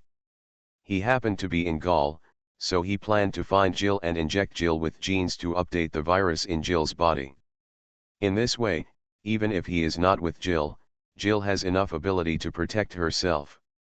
"Boss, can we play in Gaul?" Carlos said. Schwerui and Pold happen to be from Gaul. They proposed to take us to visit. The people of the three teams also looked very interested when they heard it. Mercenaries are all hedonists who live for the moment and enjoy life in time. Naturally, they have to experience the romantic style of Gaul. We don't need to, you just have fun. Hank and the other three declined the invitation. Hank has little interest in entertainment activities, and Victor is the same way, and he also needs to strengthen his training. As for the lone wolf, although he is not as boring as the other two, he does not like activities with too many people. This chapter is not over, please click on the next page to continue reading. Of course, when invited by teammates, one should go there to build a good relationship no matter what, but Hank and others knew that going would make the pleasant activities come to a standstill, so they refused. Okay, but please be careful. This is not the Republic of Edenia. Be careful when doing things naturally. Luo Guang would not reject their request. After all, he was not a regular army. Blindly restricting them would only lose people's support. Roger that. The Angel team and the Homo sapiens team cheered. Even so, the equipment carried by everyone could not be brought into the city, so they had to find Susan's representative in Gaul to transport their things back. Taking this opportunity, Luo Guang took everyone to a celebration banquet and then parted ways to enjoy themselves. Jill, Luo Guang came to a small stronghold established by Jill in a small town near Paris and found Jill, Chris, and Barton, who had not been in contact with him for a long time. Luo Guang, you're here. Gil stood up and hugged Luo Guang, but his tone was not as excited as Luo Guang, and said, I'm sorry, our mission at the Paris biological and chemical weapons factory failed and we lost a lot of people. Damn umbrella, Chris punched the wall with a loud bang. Luo Guang looked at Chris, who was beginning to turn into a muscular man, and then at the wall. There were signs of cracks on the surface of the wall after Chris's blow. Can you explain the specific situation? Luo Guang asked, holding Jill's hand. Barry answered Luo Guang's question. We successfully found the entrance to the biological and chemical weapons factory in the suburbs. It is a canning factory, which Umbrella relies on to transport biological and chemical weapons or production materials. Did you sneak in? Or did you attack by force? Luo Guang asked. They sneaked in. We robbed a transport truck halfway. Gil replied, actually, they don't have many guards in the cannery, and the long-term security situation has made them lax, so it's relatively easy to sneak in. We launched the attack in the material warehouse of the factory. We eliminated the enemies in the warehouse without a sound. Then we left 2 people here to figure out how to destroy the materials used to make biological and chemical weapons, while the others divided their forces into several groups. The road begins to move. Chris walked over from the wall, took a chair and sat up, and said, Gil and I went all the way to the underground track of the factory and planned to raid the research institute from the factory. Did you do the self-destruction of the research institute? Luo Guang asked. Do you know what happened at the Paris Institute? I heard a little about it from the military, but I don't know the specifics. Jill showed an angry look on his face and said, it wasn't us, it was others who started the self-destruction program in the research institute, and then the factory also started the self-destruction program in the factory, so our team a lot of people were lost. Others. Do you know who they are? Luo Guang wondered. Could there be people from a 4th party besides Gil and the others, the Gallic military, and Umbrella Company? It was an Asian woman wearing a cheongsam who did it. It's not because of work today, it's just that I'm in a bad state, so the coding is a lot slower, sorry. You are listening to Novels at Bless Up channel. Wish you happiness and luck. Please subscribe to receive new novels. How do you feel about this novel? Please like and leave a comment. Evolution begins with Resident Evil. Author, Wei Tongmiao. Chapter 141. Chapter 138. Jill and her team's anti-biochemical organization plan. Chong Sam? Asian woman? Did you tell me your name? Luo Guang's first reaction was Wang Wei, not Ada Wong, the well-known Resident Evil game character. She didn't tell me her name. She had short black hair and a red cheongsam. She didn't look like an agent at all. Chris and I tried to stop her, but she easily got past us with her grappling hook gun. After Jill said that, Luo Guang confirmed that it was Ada Wong. She was an agent, but her clothes were not ambiguous at all, and of course she had the most iconic grappling hook gun. By the way, Ada Wong seemed to be the protagonist of the biochemical that he had never met before. What are you thinking about? Jill noticed that Luo Guang seemed to be in a trance after hearing his description, so he asked by pulling Luo Guang's ear. Although it didn't hurt, Luo Guang still shouted, "It hurts, it hurts." Then seeing that Jill didn't soften her heart and let go, Luo Guang quickly explained, "I just found that we haven't bought you new clothes for so long. After what you said just now, I thought about it and felt that the cheongsam seems to be quite suitable for you, Jill." Hearing Luo Guang's words, Jill was stunned, and then her face turned red. She didn't expect Luo Guang to think so. She thought Luo Guang was thinking about the beauty in the cheongsam. She was a little embarrassed and said, "No, I still like lighter clothes, and now is not the time to buy beautiful clothes." Luo Guang heard that the latter half of the sentence was Jill's real reason, and wondered if he could use his hardened armor ability to make a set of clothes for Jill, which would be both beautiful and practical. Just when he was about to ask Jill about her preference for tights, he heard Barry interrupt the conversation between the two. "Speaking of which, I haven't bought clothes for my wife for a long time." In fact, Barry always felt that he was sorry for his wife and children, especially because of his work. His wife and children were threatened by Wesker. His wife and children had no complaints and even expressed their support for him, which made Barry feel even more guilty. However, Barry did not regret the career he had devoted himself to. After hearing what Luo Guang said, he thought that he should also give his wife and children some gifts and give them more care. The topic has gone off track.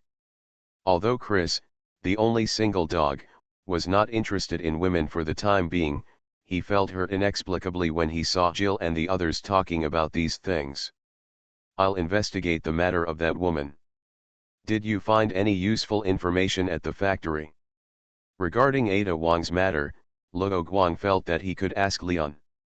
When they were in Raccoon City, he had no intersection with them, so it should not affect their meeting and the development of their relationship. "Luo, do you know that woman?" Jill was very careful and keenly aware of a possibility. The Wang Wei that Luo Guang knew was also an Asian beauty, which made her suspect that the woman might be Wang Wei who had set her sights on Luo Guang. However, she did not fight with her. When she ran away, she was very considerate and said her and Chris's names and warned her that their self-destruct system had been activated. From this point of view, she did not seem to be Wang Wei who was competing with her for a man. So in the end, Jill did not directly ask the woman if she was Wang Wei.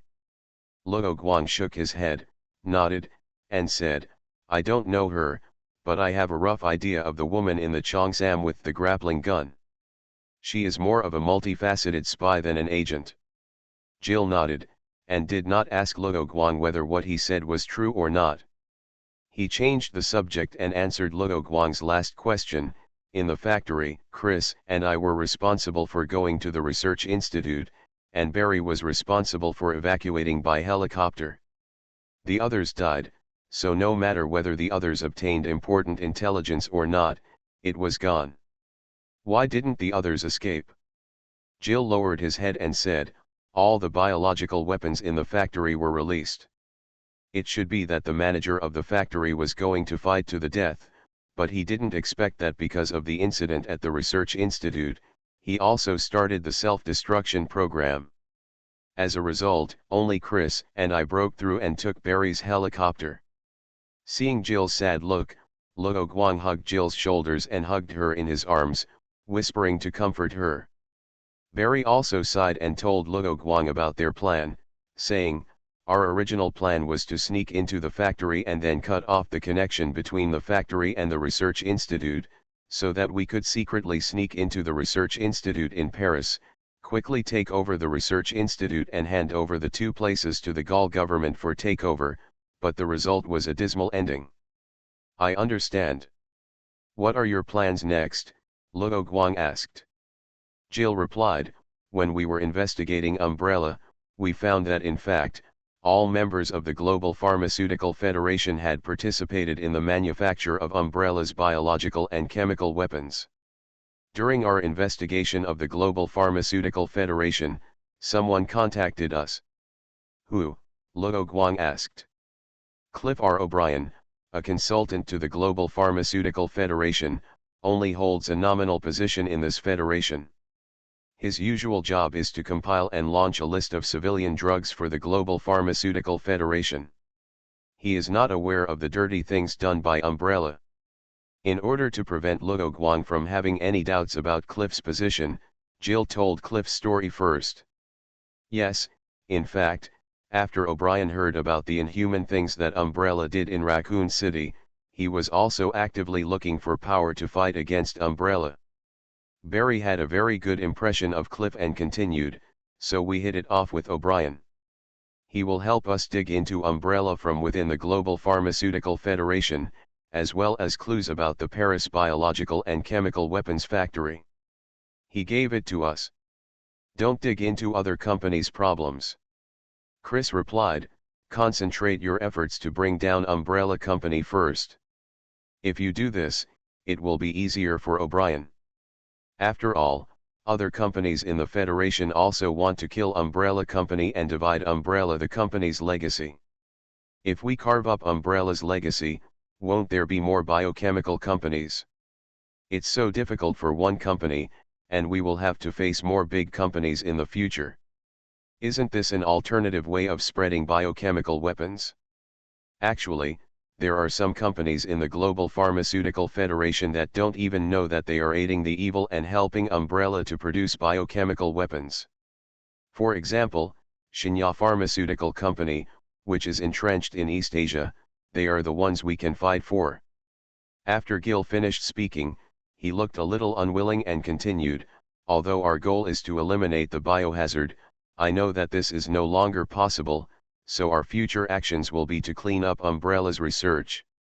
Data first. We are human after all. Barry was older than the others, and having seen the warmth and coldness of the world, he was very open-minded and said with a shrug. In fact, it is still possible to eliminate the biochemical crisis in the world. As long as Luo Guang allows Alexia to become a god and spread the T. Veronica virus around the world, Luo Guang then gives everyone a ban on researching biochemical viruses and biochemical weapons. Command, then the biochemical crisis can be completely eliminated. However, this seems to be considered a biohazard, which is also a contradiction in terms. By the way, we have a backup plan. Seeing the sudden silence, Chris said as if to change the subject. Luo Guang asked curiously, what's the backup plan? Chris took out a piece of A4 paper folded several times from his pocket, which he printed from the internet. Luo Guang took the paper and saw that what was written on it was actually the recruitment GG of the GIMZ unit, and said, do you want to join this GIMZ unit? Although they are all anti-biochemical, joining the Red Claw unit should be more secure, right? Just right. I also serve as a captain in the Red Claw Special Forces. Neither Barry nor Chris answered and looked at Jill. Seeing this, Luo Guang understood that it was Gil who proposed not to go to the Red Claws, so he asked, Gil, what do you think? In addition to Umbrella, there were also national-level forces involved in the Raccoon City incident. Subsequently, the Lighthouse State covered up the Raccoon City incident. In all likelihood, the Lighthouse State was also involved, so that was why there was that destruction. Bacteria plan. These things combined made me understand something. Although people with an official background can get a lot of support in operations and support, they will also be suppressed by the superiors. If there is no benefit, the superiors may not send troops out, and they may even be forced to do something that goes against their original intentions. Gil took a deep breath and said, I also know about the Red Claw troops on Bainoi Island. I would like to ask, how is the virus on the island dealt with? The research department is still studying and analyzing it. It seems that the researchers haven't given the virus a name yet, and they haven't researched anything yet, Luo Guang replied. Because the prion had little effect, Luo Guang did not fuse, and he did not pay much attention to the information on prion research. This is what I'm worried about. When we were in Raccoon City, you see, Bud and George and their friends didn't spend much time developing the T-virus serum. But now the researchers of the Red Claw Force have better research and development equipment, but the efficiency of research and development is too low. Rather than developing vaccines or serum, those researchers may prefer to study the applications of the virus. Following Jill's words, Barry said, Jill is worried about this situation, so Jill plans to act separately from you, one in the official and one in the private sector, to cooperate with each other. And our civilian status is actually enforced when we go to countries around the world. The mission also has benefits. At least some countries will not reject us because of certain political considerations. It just so happens that the GIMZ unit has no official background, so you listed this as a backup plan. Yes, Jill replied. But civil organizations may not be recognized by the national government without authorization. You cannot freely take action in the country, nor can you investigate or arrest at will, or even use force when the situation requires it. Without research capabilities and funds, you will not be able to develop vaccines and antidotes. Luo Guang retorted. I understand this, so our final goal is to become an organization under the United Nations. People in the United Nations will not have unified opinions and will definitely quarrel for their own interests, so that our troops will not be so easily puppeted. After so many things, Jill thinks more now and does not act recklessly just because of her righteousness like before. Because the issue of profit distribution cannot be unified, it gives you an opportunity to take advantage of it. Luo Guang suddenly smiled and said without any further persuasion, okay. By the way, if you want to join the GIMZ force in the future, let me know in advance. Jill and Chris thought that Luo Guang meant to let them inform him when they join, but Barry heard that there seemed to be another meaning, and asked, Luo Guang, do you know anyone from the GIMZ unit? After hearing Barry's words, Jill and Chris also realized that Luo Guang meant to tell him before joining. Yes, I can help you thread the needle. By the way, I have to tell you something about the GIMZ unit. Some of their team members are former Umbrella personnel, former USS and former UBCS personnel. What? Could it be that the GIMZ unit is Umbrella's unit? Barry suspected that this was Umbrella's plan to preserve its own private army. Luo Guang shook his head and said to Jill, Carlos is there now. Jill, you also know Carlos, do you think he is a bad guy? Jill shook his head without hesitation and said, I understand what you mean. There are still some people in Umbrella who don't know the bad things the company has done, but they have unknowingly boarded the pirate ship. The significance of the GIMZ force is to give them a chance to clean up their name. When Barry and Chris heard Jill say this, they also understood that the GIMZ force was not a backup measure for Umbrella. Especially Barry, he thought of something and said, and those people from the USS and UBCS have received antibiochemical training. As long as they change their appearance, they can immediately form combat effectiveness to solve the biochemical crisis. Not to mention that those people may also know about the hidden bases in various places of Umbrella. When Chris heard Barry's words, he thought of the problem of training newcomers that Barry had mentioned. Unlike Terra Sephir, a non-governmental charity organization, the non-governmental organization Chris and his team plan to establish is a unit that fights with guns, which is complementary to Terra Sephir, which is only responsible for rescue. Brother Barry, maybe we can also learn from the experience of the GIMZ unit, so that we can quickly form combat effectiveness, Chris suggested. However, Barry and Jill shook their heads, and Barry explained, although letting those with complex backgrounds in can quickly form combat effectiveness, it is hard to say whether they are determined to fight against biochemicals, and I think it is better for our team to remain pure. Luo Guang knew that Jill and his team should still follow the route in the game and co-found BSAA with others according to the plot. But BSAA seems to have deteriorated in the end.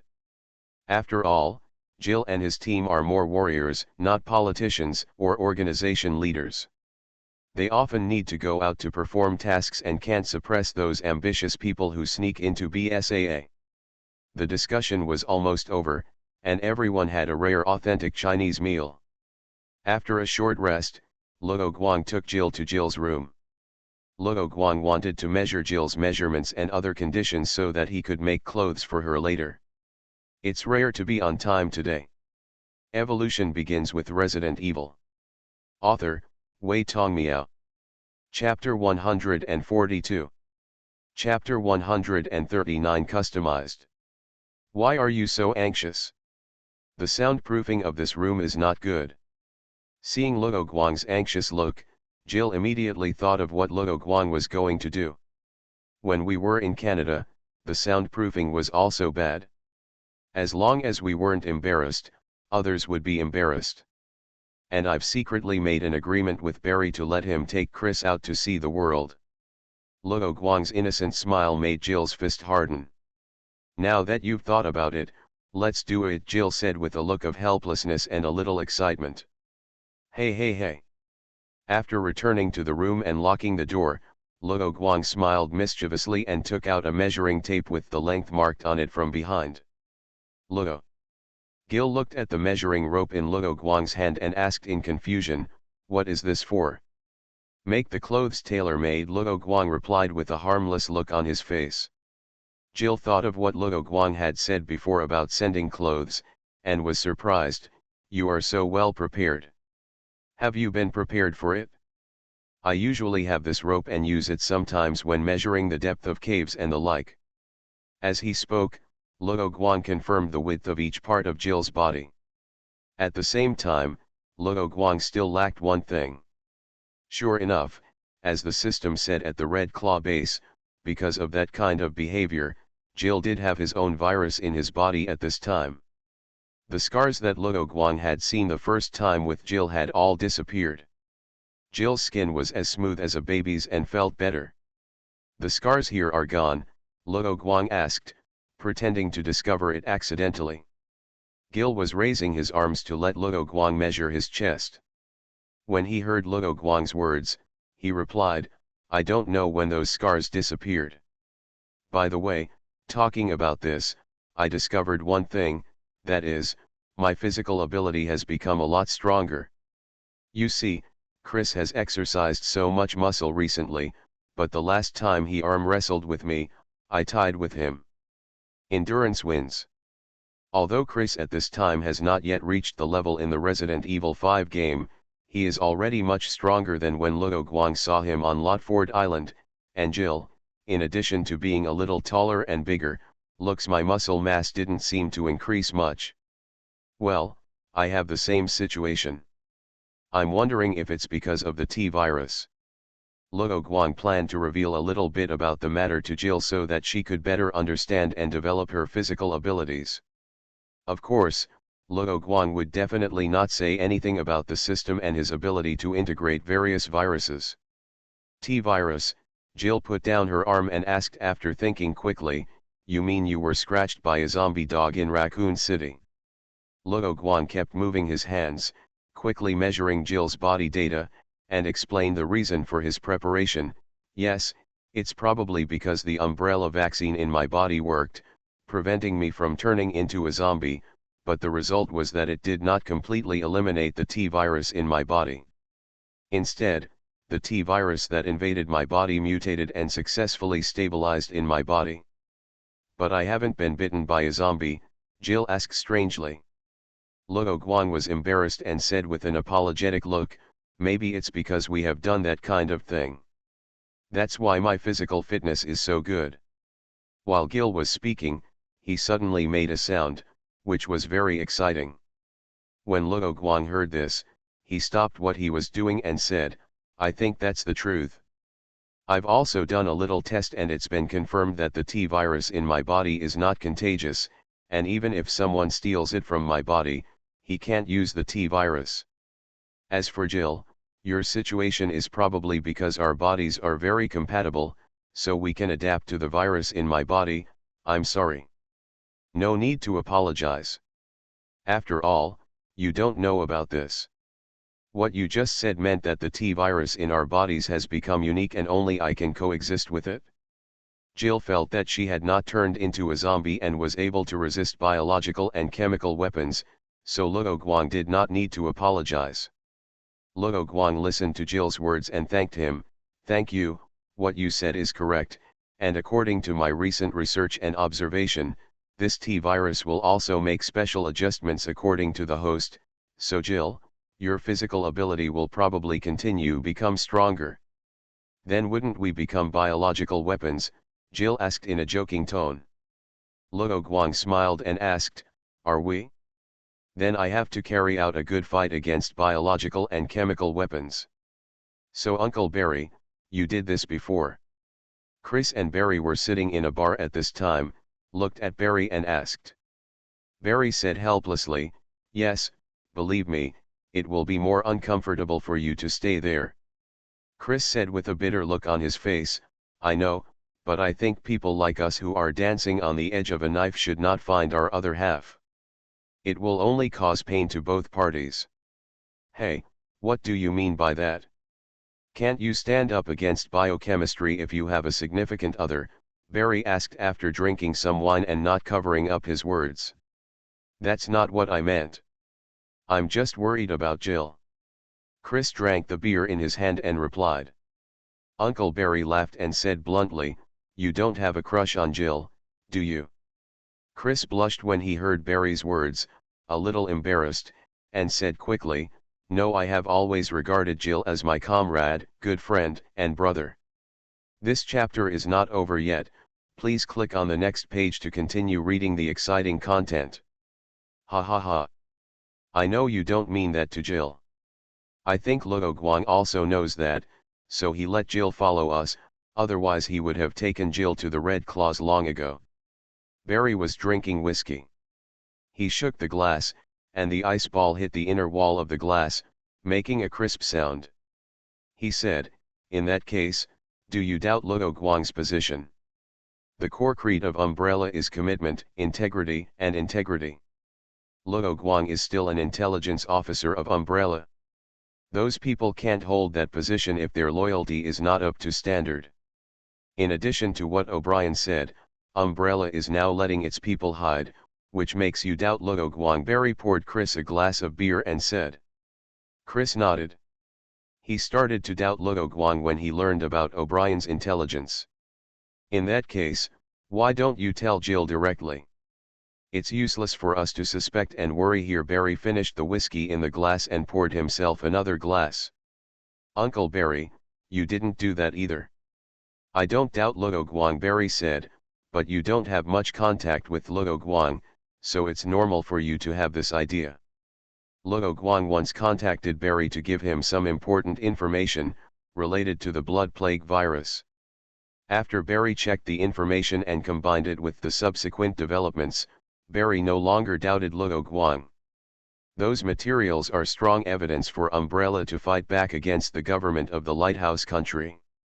As long as the biochemical experiments conducted by the Lighthouse Country military in the Tenabo Valley are made public, at least more than half of the pressure on Umbrella can be shared, and it can even bite back at the Lighthouse Country, saying that the experiment in Raccoon City was instructed by the government. Even if it is not announced, it is also a very important bargaining chip for negotiations with the Lighthouse Country. But so far, Umbrella has not done anything related. Since the incident in Raccoon City, it has fallen into a passive defensive stage and has been suppressed by the Lighthouse Country. Chris nodded and said, since you and Jill both believe in him, I believe in him too. Looking at the wall clock, Chris asked, it's almost midnight, so it's about time for us to go back now, right? Hearing Chris' words, Barry smiled and shook his head, saying, it's still early. The next morning, Jill didn't feel a bit tired after getting up. She looked to her side and didn't see Luo Guang. After getting up and getting dressed, Jill glanced around and didn't see Luo Guang leaving any notes or anything, so she left the room. Although Chris came back very late last night, he has been very self-disciplined recently and woke up early to exercise as usual. "Good morning, Chris." "Where's Luo Guang?" Jill asked. "He's out," Chris said while doing push-ups. Usually, after Luo Guang wakes up, he either stares at his sleeping face and waits for him to wake up, or gets up to prepare breakfast for him. He was not seen this morning, so Jill asked curiously, "What did he do?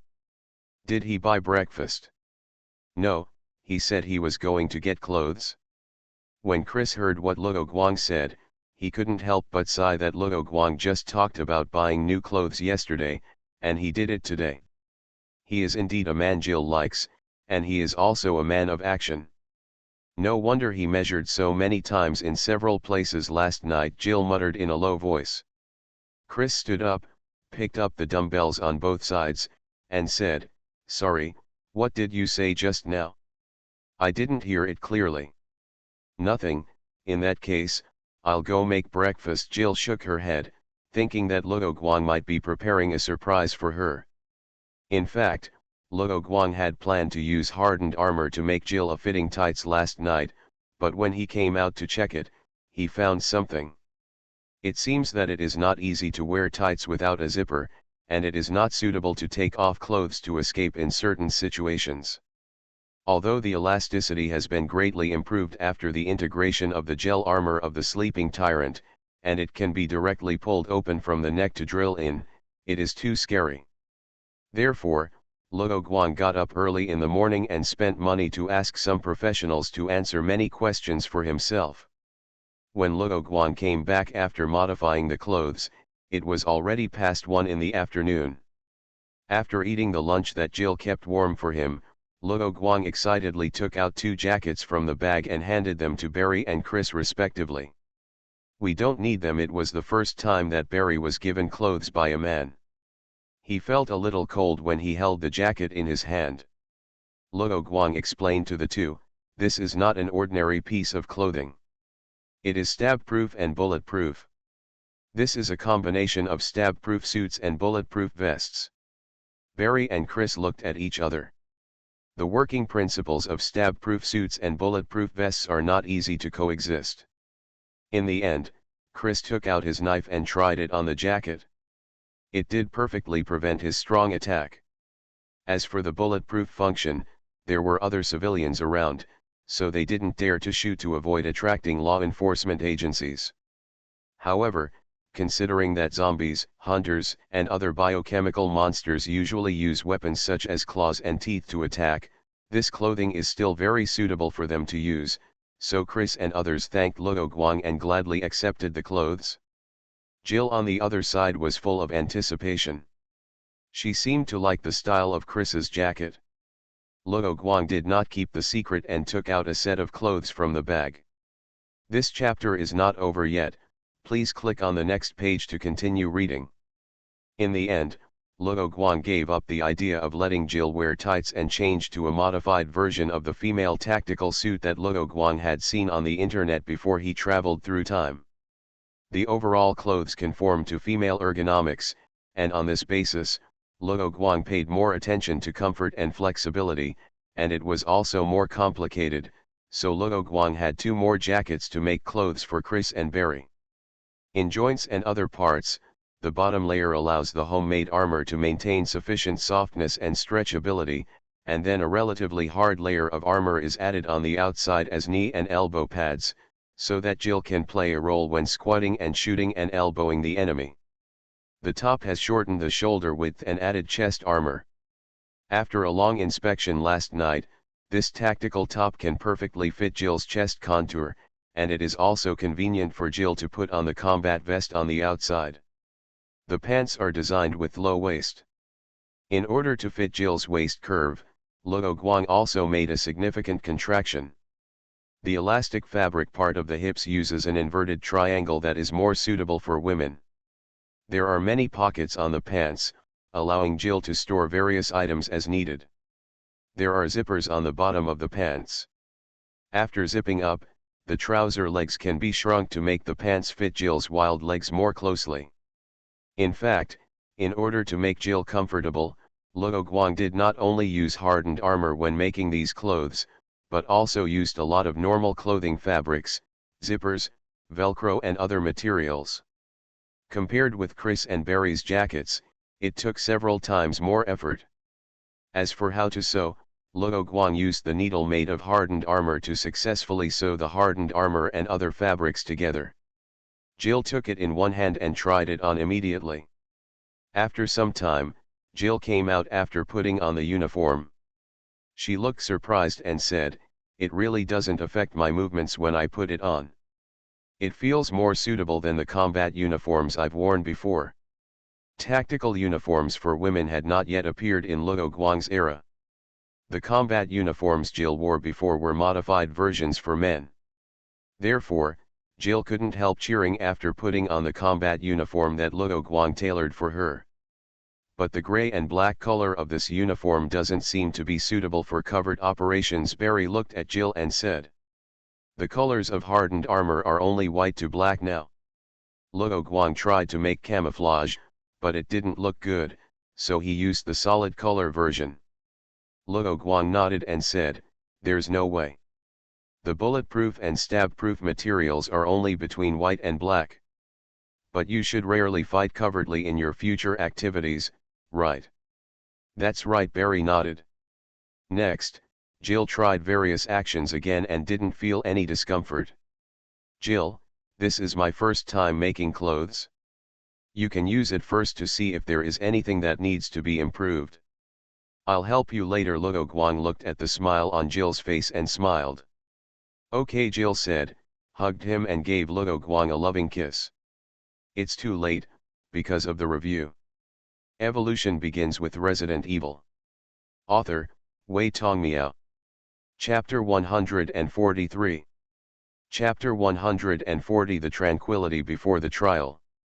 Since the trial date of Umbrella Corporation was made public, the whole world has entered a relatively stable period, but this is just the calm before the storm.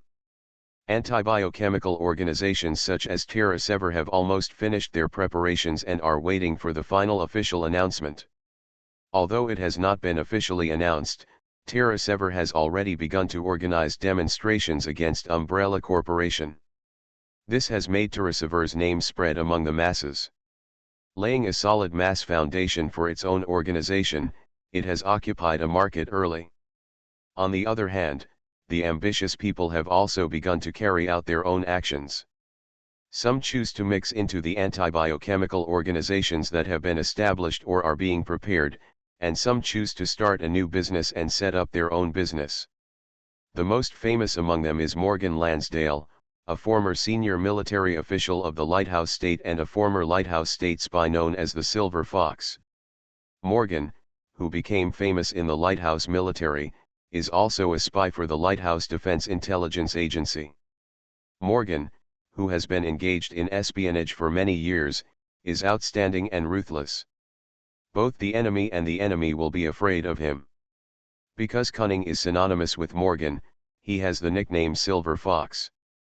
After retiring from the Defense Intelligence Agency and the Lighthouse military, Morgan turned to serve as a consultant to the Global Pharmaceutical Federation. But with Morgan's ambition, he would not be content to be a hang-up in a market organization established by a drug dealer and hold a nominal position. More active than O'Brien, Morgan has long begun to develop his own downline in the Global Pharmaceutical Federation and discover the secrets of various companies.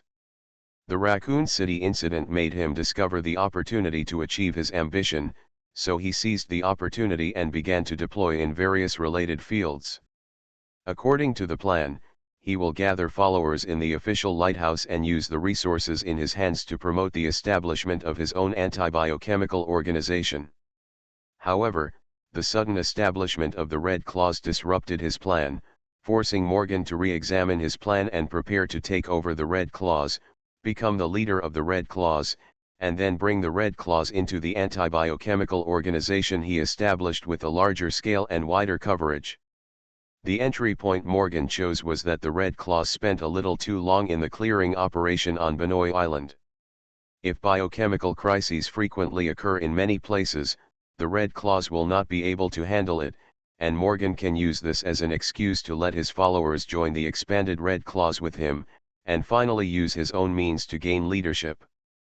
On the other hand, at this time, Samus, the leader of the Red Claws, did not know that her position had been spotted by the Silver Fox. She was checking the follow-up of the Benoi Island incident. After experiencing the Benoi Island incident, the inspection teams of various countries also reported feedback to their respective governments. The evaluation was very good. At least the NATO member countries showed a positive attitude towards it and said that they would send more people to the Red Claws for training and join the Red Claws mission. Tanya, you did a good job on Benoi Island. Other member countries also gave a good evaluation of the troops you led. Samus took Tanya, who had returned from the mission, to his office and said, "The cleanup operation on Benoi Island and surrounding islands had not made any progress in vaccines and antidotes, so Tanya could only use the most stable method to deal with it. Therefore, it took several months for Tanya to solve the incident. It was only a few days ago that she completed the finishing work and returned to the Red Claws base. Thank you, but what the hell is the research department doing? Haven't they researched anything useful in the past few months?" Tanya was not impressed by the praise from various countries. She didn't devote herself to the anti-biochemical cause for these honors. Samus knew Tanya's character of hating evil and heard that the anger in Tanya's words was not directed at her. So Samus was not angry, but spoke well of his research department. "Our research department has no experience in researching biochemical viruses. This research on the virus is also an opportunity for them to explore a set of learning processes for biochemical virus research, so they did not focus all their energy on researching vaccines and antidotes. But this has been too long. Although we have steadily advanced the cleanup of zombies on the island, it is impossible to do it without injury unless we use heavy weapons to blow up all the buildings in the city." The reason why Tanya was angry was that her subordinates died, and if there was an antidote, her subordinates could survive. Samus said that he understood Tanya's anger and said, "I know, but the research department has already given an improvement plan, and they have also gained something from studying the zombie virus on Benoi Island. They have found a direction for treating prion diseases, which is also a good thing for all mankind, so don't be too harsh on them. Since they have done practical things, I won't say much. The research department has studied something useful for all mankind, so Tanya can't say anything more. At least this proves that the research department is not sitting idle. By the way, what's the current situation with Wilfarama?" Tanya had been busy dealing with the island's affairs, and the dispute with Wilfarama was handed over to Sams and the lighthouse government behind it. Sams replied, "Just as Luo Guang's report speculated, Wilfarama pushed everything onto Serper. This is also expected. Did Thurper give up resistance and tell the truth after knowing it? Didn't he keep anything from the company?" Tanya asked. Sam sneered and said, "Humph, since Wilfarama Company used Thurper as a scapegoat, they had already prepared a backup plan. Thurper's house had been burned to ashes when we sent people to investigate. Thurper's testimony alone cannot convict Wilfarama Company." Tanya felt very disappointed. Sams comforted her friend and said, "You don't have to be too disappointed. At least we successfully thwarted a conspiracy of Wilfarama Company. After all, Thurper is from their company. The government has planned to make a fuss about this and force Wilfarama Company to send someone to testify against Umbrella Company." Tanya nodded and said, "So, at least we are not completely unsuccessful." Sams nodded. There are some things she didn't say, such as the members of the Global Pharmaceutical Federation other than Umbrella Company have long been dissatisfied with Umbrella Company. These companies indirectly participated in the manufacture of biological and chemical weapons, and because they were in the same market organization as Umbrella, their products were also affected, and sales were slow. What was even worse was that their stock prices had plummeted. The most terrifying thing was that the lighthouse government had already obtained evidence of their indirect participation in the manufacture of biological and chemical weapons. They were likely to share the responsibility for the deaths of all civilians in Raccoon City with Umbrella, which was even worse for them. In order to save the company, they proposed a suggestion to the plaintiff, the lighthouse government, to do their best to assist in the lawsuit against Umbrella, and even to disclose all the companies that were secretly related to Umbrella to provide the lighthouse with their handles. The lighthouse, which was not very clean itself, only wanted to bring down Umbrella and calm the Raccoon City incident, so it would naturally not refuse such a proposal. After promising not to take any legal action against other companies in the Global Pharmaceutical Federation, the two sides reached an agreement. Therefore, whether there was the incident on Benoy Island or not, Will Pharma would take advantage of Umbrella's misfortune.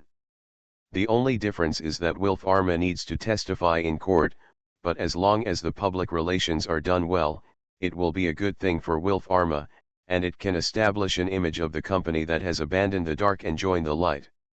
However, Samus thought it would be better not to tell Tanya about these things.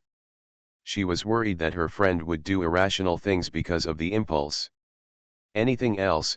Samus asked when she saw Tanya still standing in front of her. Tanya asked, I heard that the next batch of personnel from NATO member countries are on the way. Samus looked at the date on the lower right corner of the computer and said, yes, they will arrive at the base the day after tomorrow. The new batch will be handed over to the elite sent by various countries before. After disrupting them, they will lead the team to train. Can't sit still. Samus understood that after Tanya went out for a few months, she no longer wanted to stay in the Red Claw base every day to lead people in training. Tanya replied, I would rather take those new recruits like Bis to Trumbull Valley for training. I understand. You can submit an application later. Samus didn't care. Indeed, Tanya had trained the elite soldiers of various countries before. Some basic antibiochemical exercises did not require Tanya to follow all the time. Thank you. Hearing that Samus agreed to her proposal, Tanya also swept away her previous depression, saluted and left Samus' office. Turn the office chair, Samus leaned against the floor-to-ceiling glass window, looked at the increasingly lively Red Claw base outside the window, and showed a rare smile. Luo Guang rested for a while at Jill's place. Although the Red Claws had not yet sent an order to assemble, Luo Guang still returned to the Red Claws base. Just as he was about to tell Samus and report something by the way, he saw Tanya coming out of Samus' office. You are back? The two asked in unison. I just came back not long ago, and everything on Benoy Island has been dealt with. Ladies first. Luo Guang paused and let Tanya speak first. Then I came back just in time. This was the first time that Luo Guang had rested for such a long time since he came here, so Luo Guang was in a very good mental state. Tanya's eyes turned and asked, Luo, do you have any plans recently?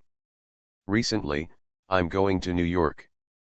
The public trial of Umbrella Corporation is about to begin. Luo Guang also went to New York to meet up with Claire and others to protect them for a period of time before and after the public trial of Umbrella Corporation. Oh? Are you interested in the court hearing? Chirping.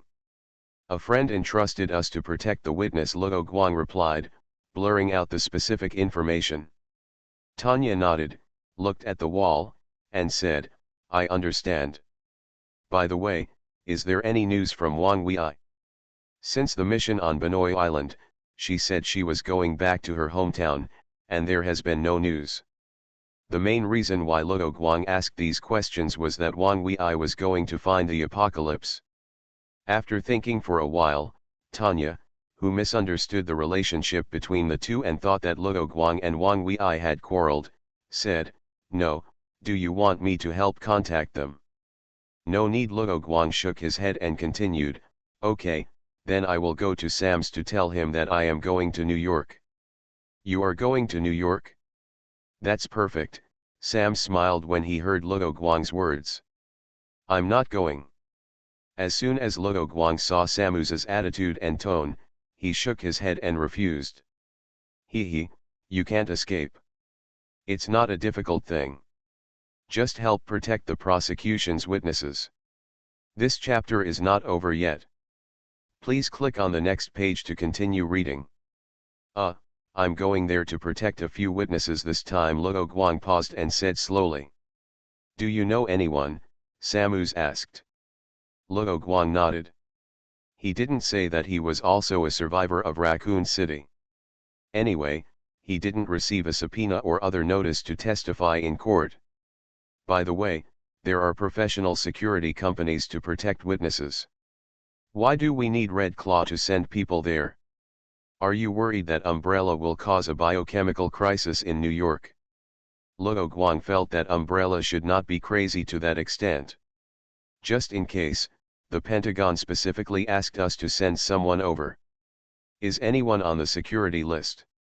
Originally it was your special operations team, but Wang Wei had something and couldn't come back, so you're probably the only one left.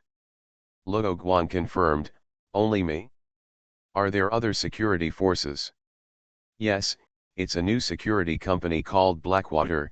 They took on the task. They are responsible for basic security work. You only need to take over the command when a biological and chemical incident breaks out and command them to fight against biological and chemical. After confirming the issues of manpower and command, Luo Guang asked about weapons and equipment. Weapons. Equipment, Samu said with a strange look on his face. Do you want to equip you with armed helicopters patrolling 24 hours a day and armed tanks on duty 24 hours a day? That's not what I mean. I just want to ask about explosives such as grenades. Pistols and submachine guns are mainly used because the flow of people will be very dense at that time, so you can't use weapons or bullets with strong penetrating power, let alone throwing props. Samu suddenly felt that Luo Guang probably had a phobia of insufficient firepower because of the anti-biochemical crisis, so he had these ideas that were not in line with the bodyguard mission, so he reminded Luo Guang again. I understand, I still know the limits. The reason why I want more powerful firepower is to deal with human enemies. It's impossible for the other side to play whack-a-mole with a sniper rifle, and we can only fight back with a pistol, right? Luo Guang waved his hand. With his current combat power, it is enough to use melee weapons such as knives and axes to deal with most biological and chemical weapons. The reason why he still carries a pistol with him and tries to apply for more powerful firearms is actually to deal with those human enemies. Well, I understand what you mean. But according to intelligence, Umbrella's USS and UBCS have been announced to be disbanded by Umbrella. Samus naturally thought of this, but she received this intelligence and banned high-powered weapons after weighing the pros and cons. Luo Guang also received this news from Hank during his rest days, and had asked Hank to snatch people. That's because Umbrella's finances had problems, so they turned to using biological weapons as their new force. The name of the force is UT, and the members are a kind of biological weapon called Cleaner. This kind of biological weapon has high intelligence, can use various weapons and vehicles, and knows various tactics, and it can be mass-produced. Capital companies will not save money to rot, and using money to compound interest is their first choice. Therefore, after the Raccoon City incident, Umbrella's finances had a big problem. Luo Guang felt from Samu's words that the other party seemed to be unaware of the UT unit, so he explained the situation. UT force? Where did this information come from? Samus asked in surprise. Luo Guang said, it was a journalist friend of mine. He got the information from a force called GIMZ. The newly established anti-biochemical mercenary team. Samus had heard of the name GIMZ, thought for a while, looked at Luo Guang and asked, do you have a channel to help me contact the boss of G.I.M.Z? equals TT equals thank you for the monthly ticket recommendation ticket, subscription, and reward. You are listening to Novels at Bless Up channel. Wish you happiness and luck. Please subscribe to receive new novels. How do you feel about this novel? Please like and leave a comment. Evolution begins with Resident Evil author, Wei Tongmiao. Chapter 145. Chapter 141 Public Trial. I arrived in New York half a week earlier than the public trial of Umbrella Company and checked into the hotel where the prosecution witnesses were staying. The security personnel of Blackwater Company arrived more than half a month earlier than Luo Guang, and they had already started working. After taking over the security work of the witnesses, they did not immediately take the individual witnesses to their safe house for protection, nor did they gather all the witnesses together at once. Instead, they made arrangements early and secretly sent them to the hotel where Luo Guang was staying in batches. Blackwater Company even gradually booked the hotel rooms and replaced some of the hotel employees with their own people. Of course, Blackwater Company spent money so unscrupulously because these expenses could be reimbursed, and the senior officers of the Lighthouse State Army who recommended Blackwater Company could also take this opportunity to make a small fortune. When Luo Guang found them with the pass issued by Blackwater Company, Luo Guang was surrounded by a group of Blackwater Company people in the large conference hall, stared at by a group of hungry wolf eyes. Is this what Samu said about the people from the Blackwater Company being impolite? Luo Guang didn't hide this in his heart, but said it directly. It is worth mentioning that Samu's original words were that Blackwater Company might give Luo Guang a warning, so that Luo Guang should be careful not to cause a conflict. Luo Guang's fearless words made the surrounding Blackwater members have a very good first impression of Luo Guang. Haha, Samus would never say such a thing. The leader of the Blackwater Company seemed to know Samus, and said with a smile, but when you say this, we have to show some expression here. Axton, come on.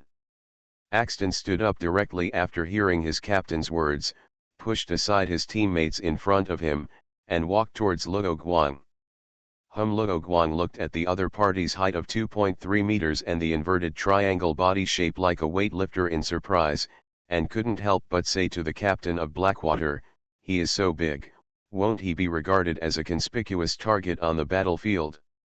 After Luo Guang finished speaking, the air in the conference room suddenly stagnated. The people of Blackwater didn't expect that Luo Guang's first reaction was that Axton was not suitable for battlefield fighting. But Luo Guang's idea was normal, but Axton was not a soldier, but a fitness coach. Blackwater recruited this man because of his body. Just standing there is enough deterrence and can attract bullets. From a certain perspective, he is also suitable for a role like a bodyguard.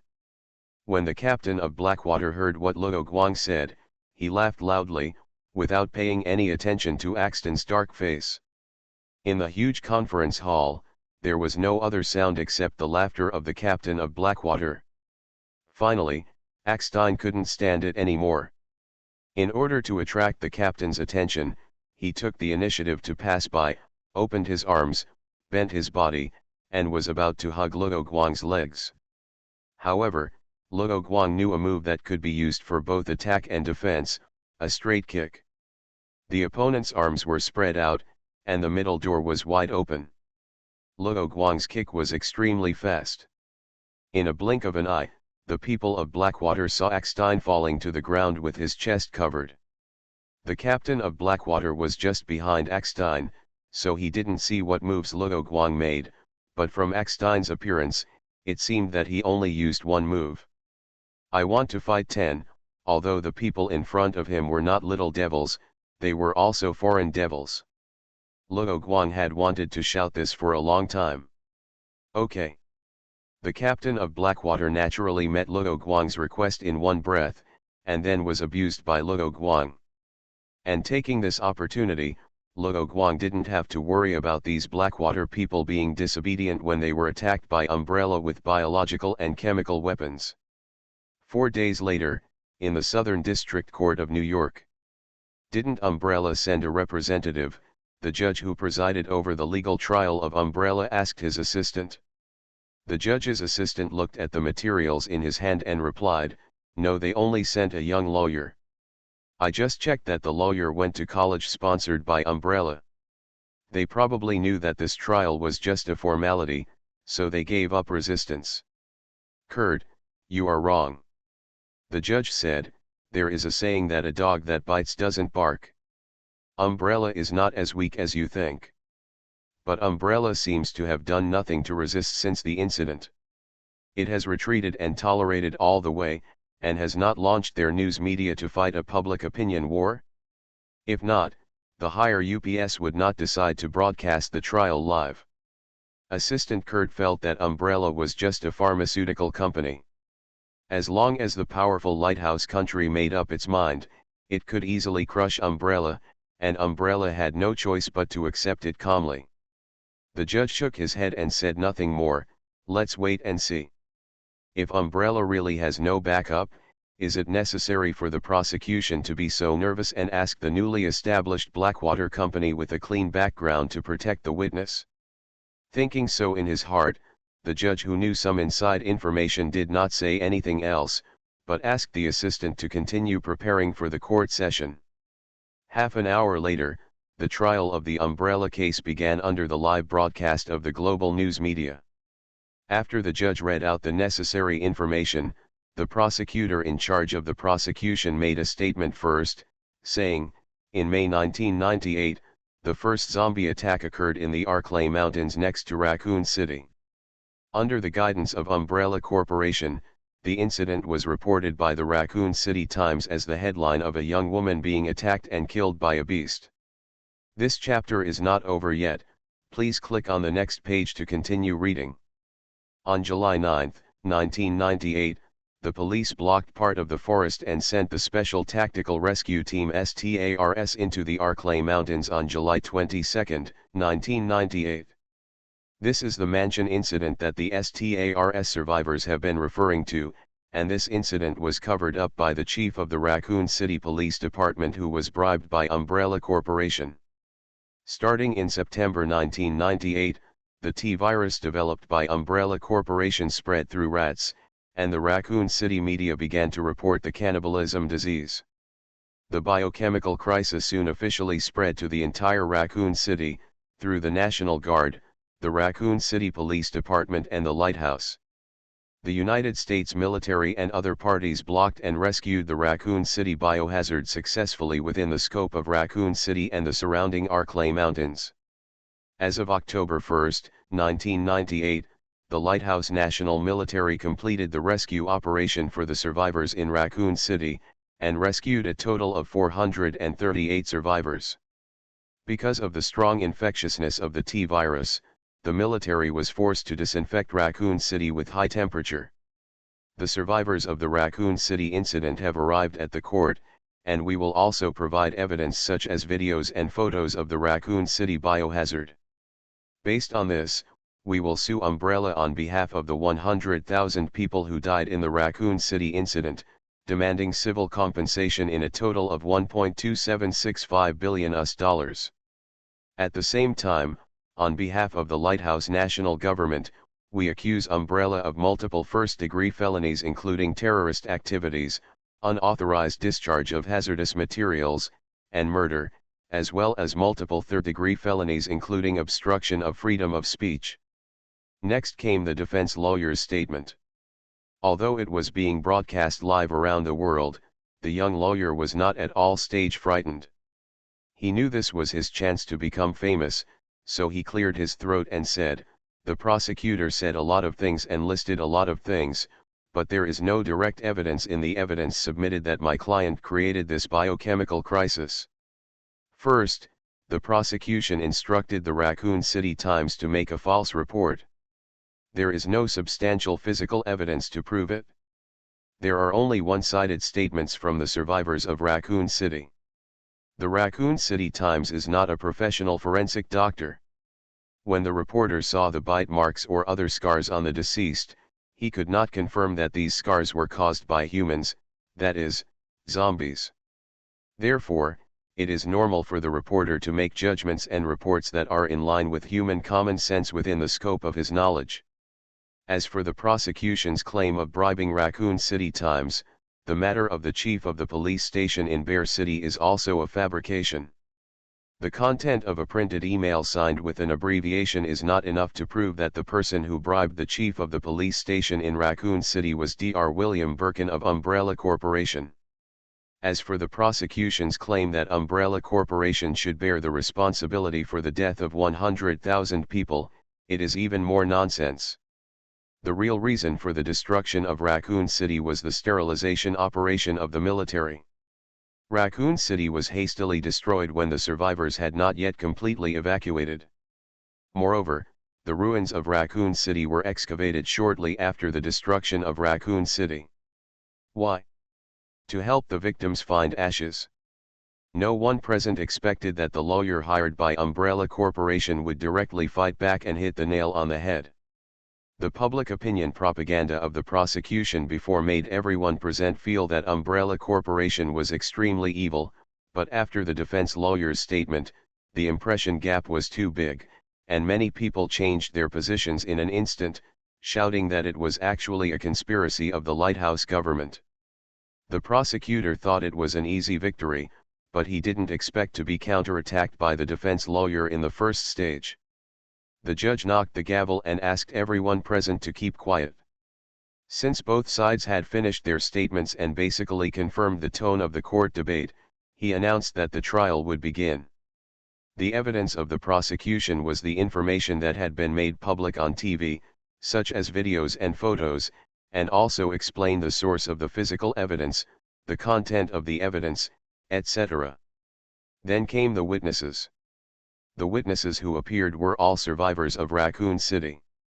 They didn't have much to say, basically the tragic situation in Raccoon City and how they escaped with the help of the military. After listening to the evidence of the prosecution, the defense lawyer began his performance. However, he did not say that the physical evidence was fake. Those physical evidences were identified and notarized. So he did not deny the biochemical crisis in Raccoon City when he made his previous statement, and this was not the main direction of his defense. His main counterattack point was that there was no information in the testimonies of the survivors of Raccoon City that Umbrella Corporation had created this biochemical crisis. Luo Guan was listening, and at the same time, he was recalling Umbrella's actions after the Raccoon City incident. Umbrella remained silent on various accusations.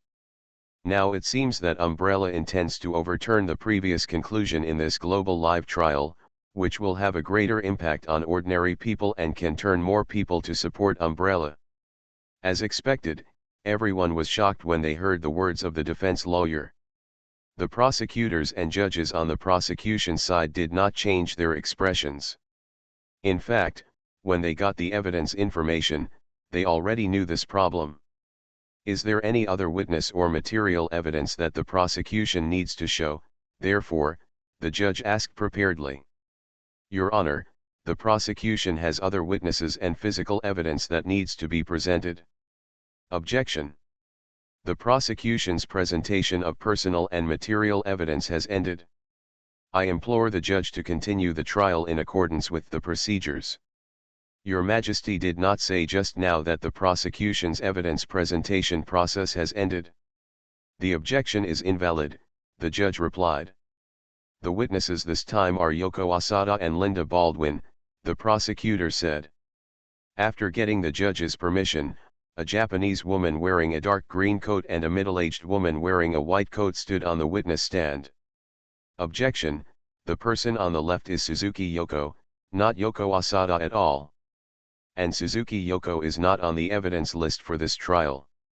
The judge confirmed the list of evidence and then looked at the prosecutor. They were indeed different names.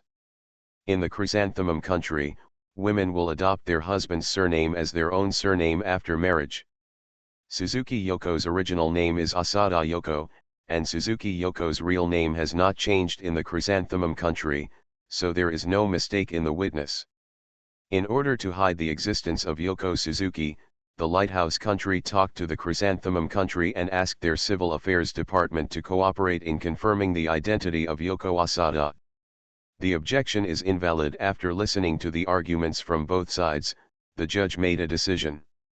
After hearing the judge's decision, the prosecutor smiled victoriously and said, "The latest witnesses are Yoko Asada and Linda Baldwin, both of whom are survivors of Raccoon City and researchers at the Umbrella Research Center in Raccoon City.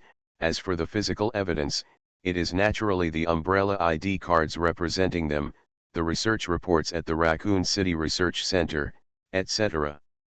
Objection: the Umbrella ID card and research report are not on the list of physical evidence at all.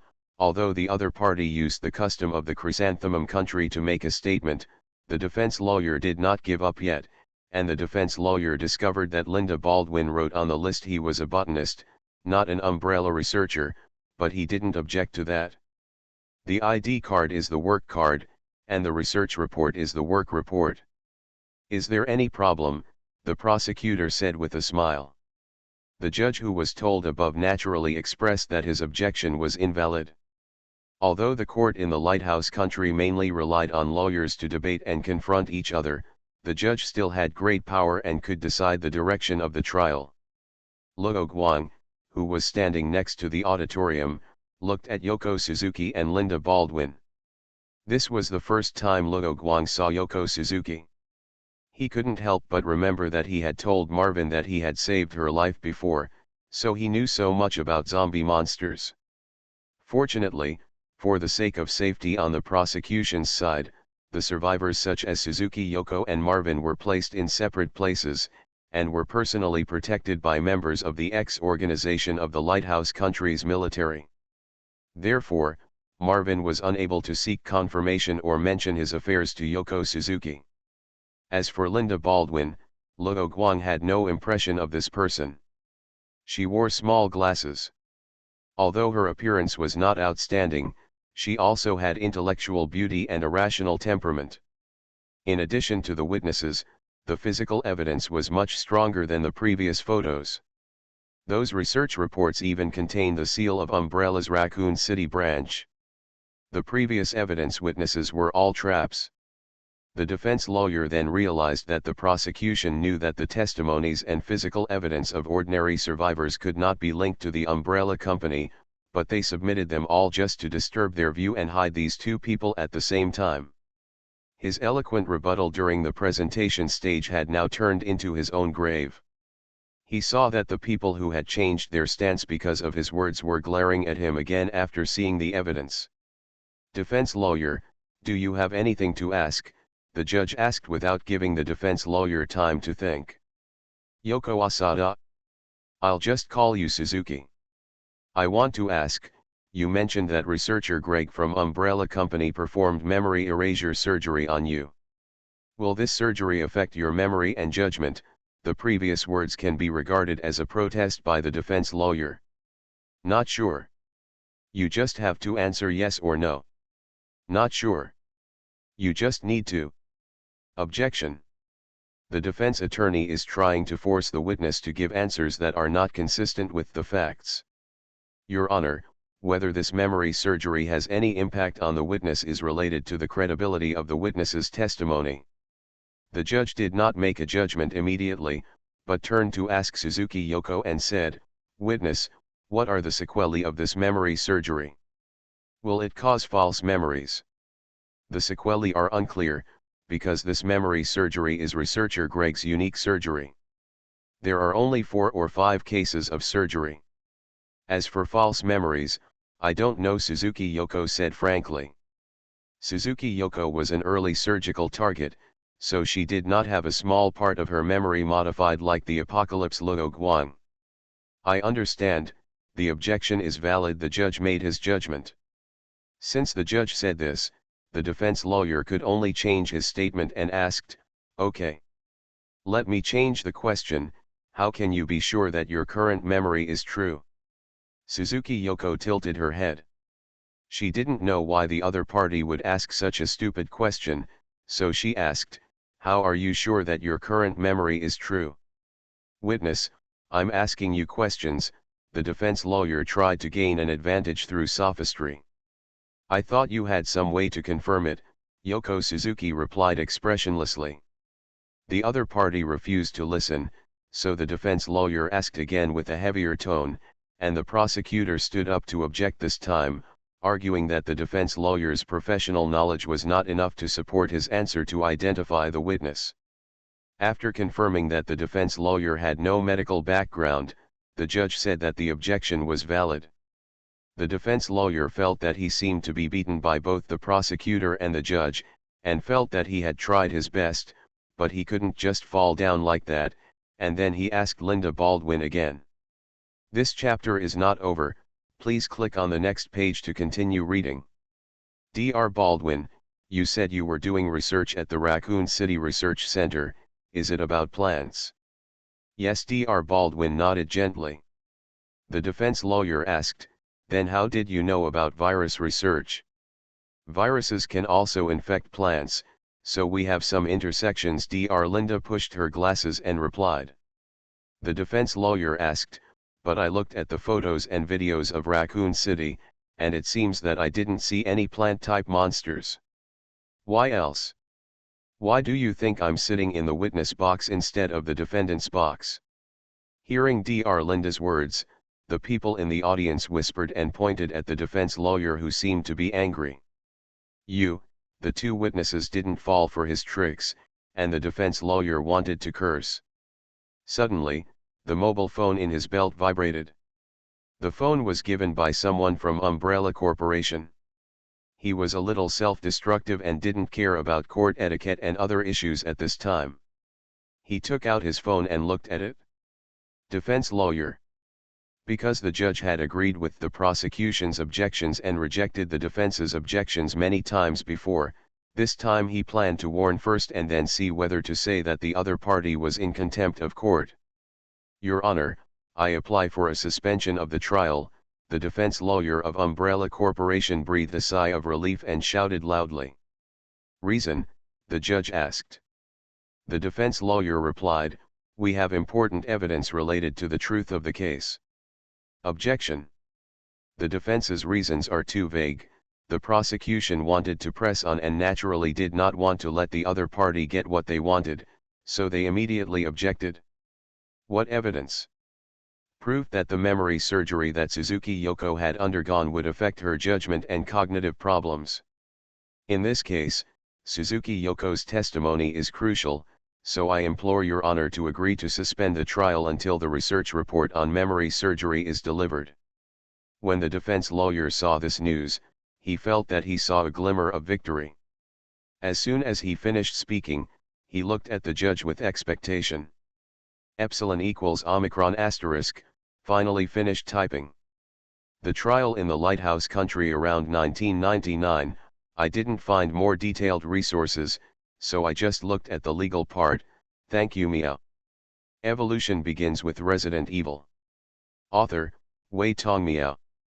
Chapter 146. Chapter 142, Zombies in the Court. What do you think? Luo Guang, Claire, Steve, and others were sitting in the audience, where people were talking about it. They watched the presiding judge and the jury leave the court and go into the room behind the court to discuss the request made by the defense lawyer. It's just a recess now, but the defense lawyer looks like he won. I want to beat him up. Taiwan Novel Network rightward arrow. Steve looked at the defense lawyer, who was slumped in the chair with a relaxed look on his face, and said. Claire thought about the defense lawyer's last words and asked, does the research report on memory surgery really have such a big effect? Yes or no, it depends on what the people on the stage say. Luo Guang didn't know, so he didn't answer Claire's question directly. He changed the subject and said, but I have a bad feeling. Steve looked at Luo Guang and asked, are you saying that this public trial will lose? Although Steve didn't specify which side, Luo Guang and Claire both understood that Steve was worried that Umbrella would win this public trial. Luo Guang replied, Umbrella will not win. I mean something else. Pay attention to the situation around you. It's not Luo Guang's riddle man, but Luo Guang suddenly felt a little uneasy shortly after the judge and others left, as if something was going to happen. Is Umbrella going to do something big and cause a biochemical crisis here? The youngest Steve said with active thinking and imagination. But Steve also knew that the current occasion was not suitable for saying words that would cause panic, so he lowered his voice when he said this. Claire replied with a smile, "How is this possible? Do they want to be wanted by the world and transform into the world's first biochemical terrorist organization? You guys help me check the location here, I'm going to go out for a while." Although Steve's words were a bit whimsical, he had to be on guard, so Luo Guang decided to talk to the people of the Blackwater Force first. However, just as Luo Guang stood up, he saw that the passage door used by the judge in the court was knocked open by Kurt, the assistant who followed the judge out. Kurt slipped and fell to the ground. He immediately got up, his face was panicked, his clothes were stained with blood, and he shouted loudly, "Run!" Everyone in the court heard Kit's words. Some did not react, so they did not run away immediately. Most people turned their heads and focused their eyes on the judge's assistant with blood on his body, and then froze. The noisy people quieted down, and Luo Guang saw that the defense lawyer of Umbrella Company was also shocked, not like an insider. Bang! Another knock on the door sounded, and a zombie rushed out from behind the door, stumbling to Kit's back, and without any hesitation, bit Kit's neck. That was a blood plague zombie. Luo Guang smelled the blood plague pheromone emitted by the zombie the moment the zombie knocked on the door. The audience around him had begun to panic, running away like crazy, and rushing to the door behind the audience. On the contrary, Luo Guang and Suzuki Yoko and the others were not panicked, and they entered the state in an instant, watching everything calmly. The bailiff standing behind Suzuki Yoko did not step forward to save people.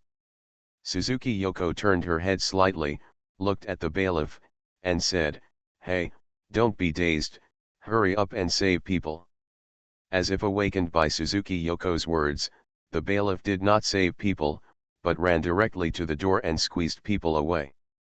The prosecutor on the other side was also scared, but he felt a little relieved after seeing Suzuki Yoko and the other person, and said, "You two are survivors of Raccoon City, you should have more experience in dealing with this situation, what should we do?"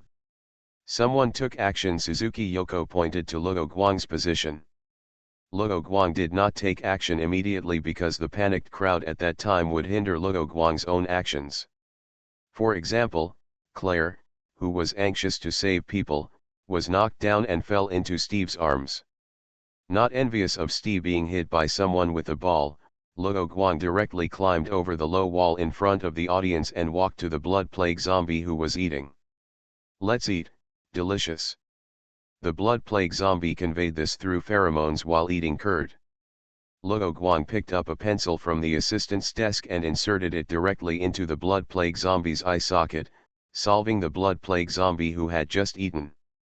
Then, Luo Guang took out the intercom and contacted Captain Blackwater, telling them what happened in the court and asking them to send someone to contact the New York police to seal off the court and screen the survivors to control the scope of the crisis. With Luo Guang's previous experience in establishing his authority, Captain Blackwater immediately took orders and began to make arrangements. In order to prevent accidents, Captain Blackwater and his men were on standby around the court, so they quickly completed the seal and notified the police. "No skin problems, isn't this a zombie infected by the T-virus?" Suzuki Yoko came over and asked after checking the zombies killed by Luo Guang. Kurt, who had been silent, suddenly made a strange sound. He raised his head and reached forward to grab Suzuki Yoko's feet. Suzuki Yoko took a few steps back lightly, avoiding Kit's dirty hands. "Hey! Why don't you get rid of this zombie?" the prosecutor shouted, hiding behind the table. When Kit's mutated zombie heard the prosecutor's call, he turned and crawled towards the prosecutor. Luo Guang ignored him, looked at Steve and Claire who followed him, and asked, "Is the live broadcast interrupted?" This chapter is not over yet, please click on the next page to continue reading the exciting content later. Although Luo Guang was wearing a black mask, he still asked Steve and the others to interrupt the live broadcast.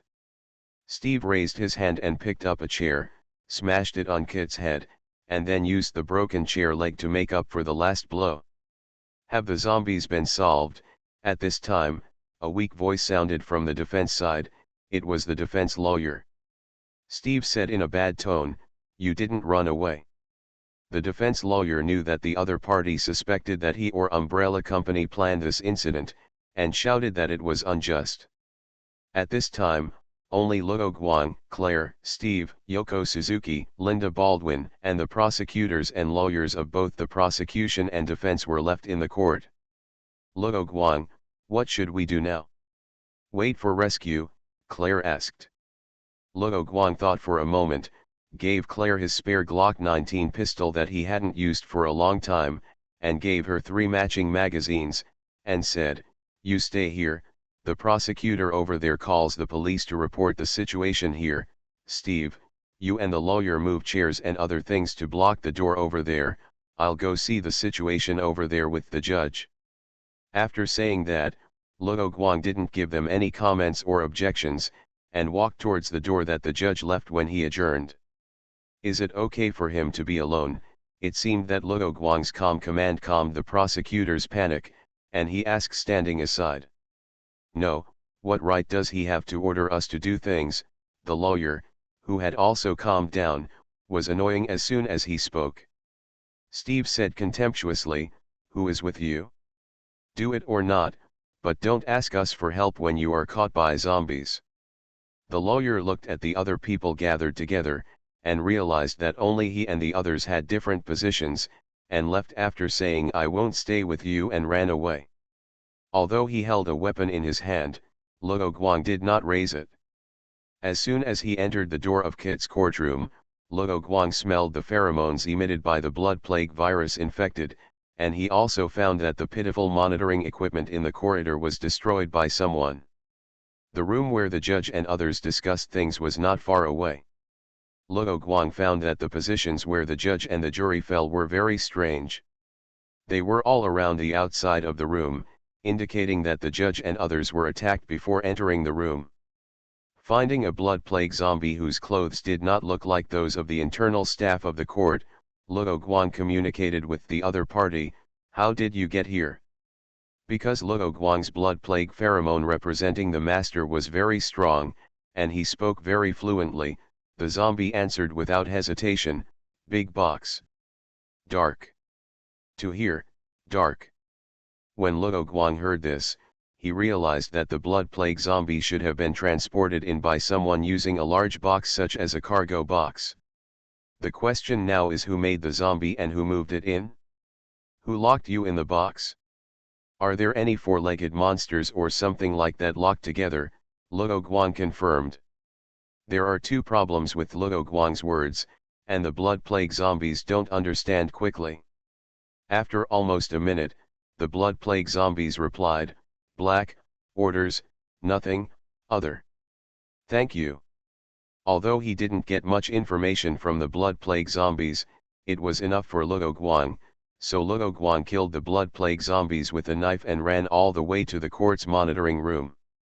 It is understandable to transport zombies into the court through cargo boxes and other methods, and they can enter through the underground parking lot, but the problem is that when these zombies came to the 4th floor, they didn't cause any chaos or alarm in the middle, which is unreasonable. In addition to the cameras that were obviously damaged by humans, he was pessimistic about whether he could find the cause of the incident in the monitoring room. "Luo, the blockade has been completed." Many survivors came to the main gate and wanted to leave quickly. Luo Guang pushed the door and entered the monitoring room, and replied to Captain Hai Shui, "Wait for the police to come and screen them together, let them stay first." Received.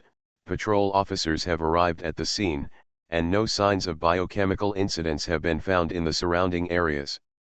Received. Luo Guang put away the intercom and came to the monitoring station. There was no one in the monitoring room, no lights on the monitoring station, and all the monitors on it were black. After checking, Luo Guang tried to press the power switch of the monitoring station, but there was no response.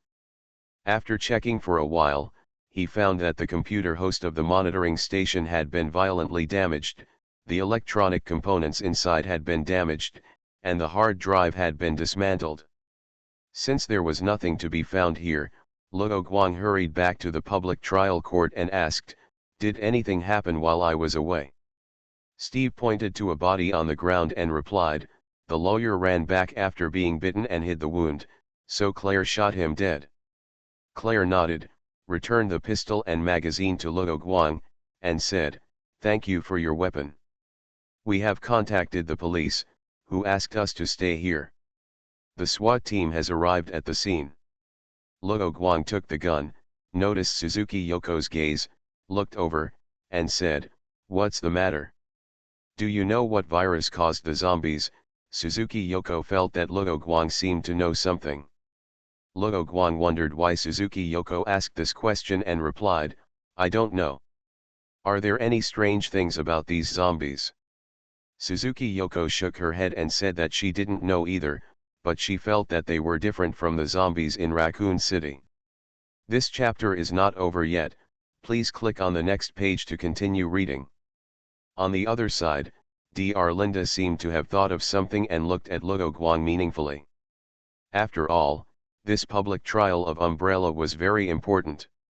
After receiving the alarm call, the police quickly rushed to the scene, took over the task of Blackwater, and began to register and check the survivors in an orderly manner.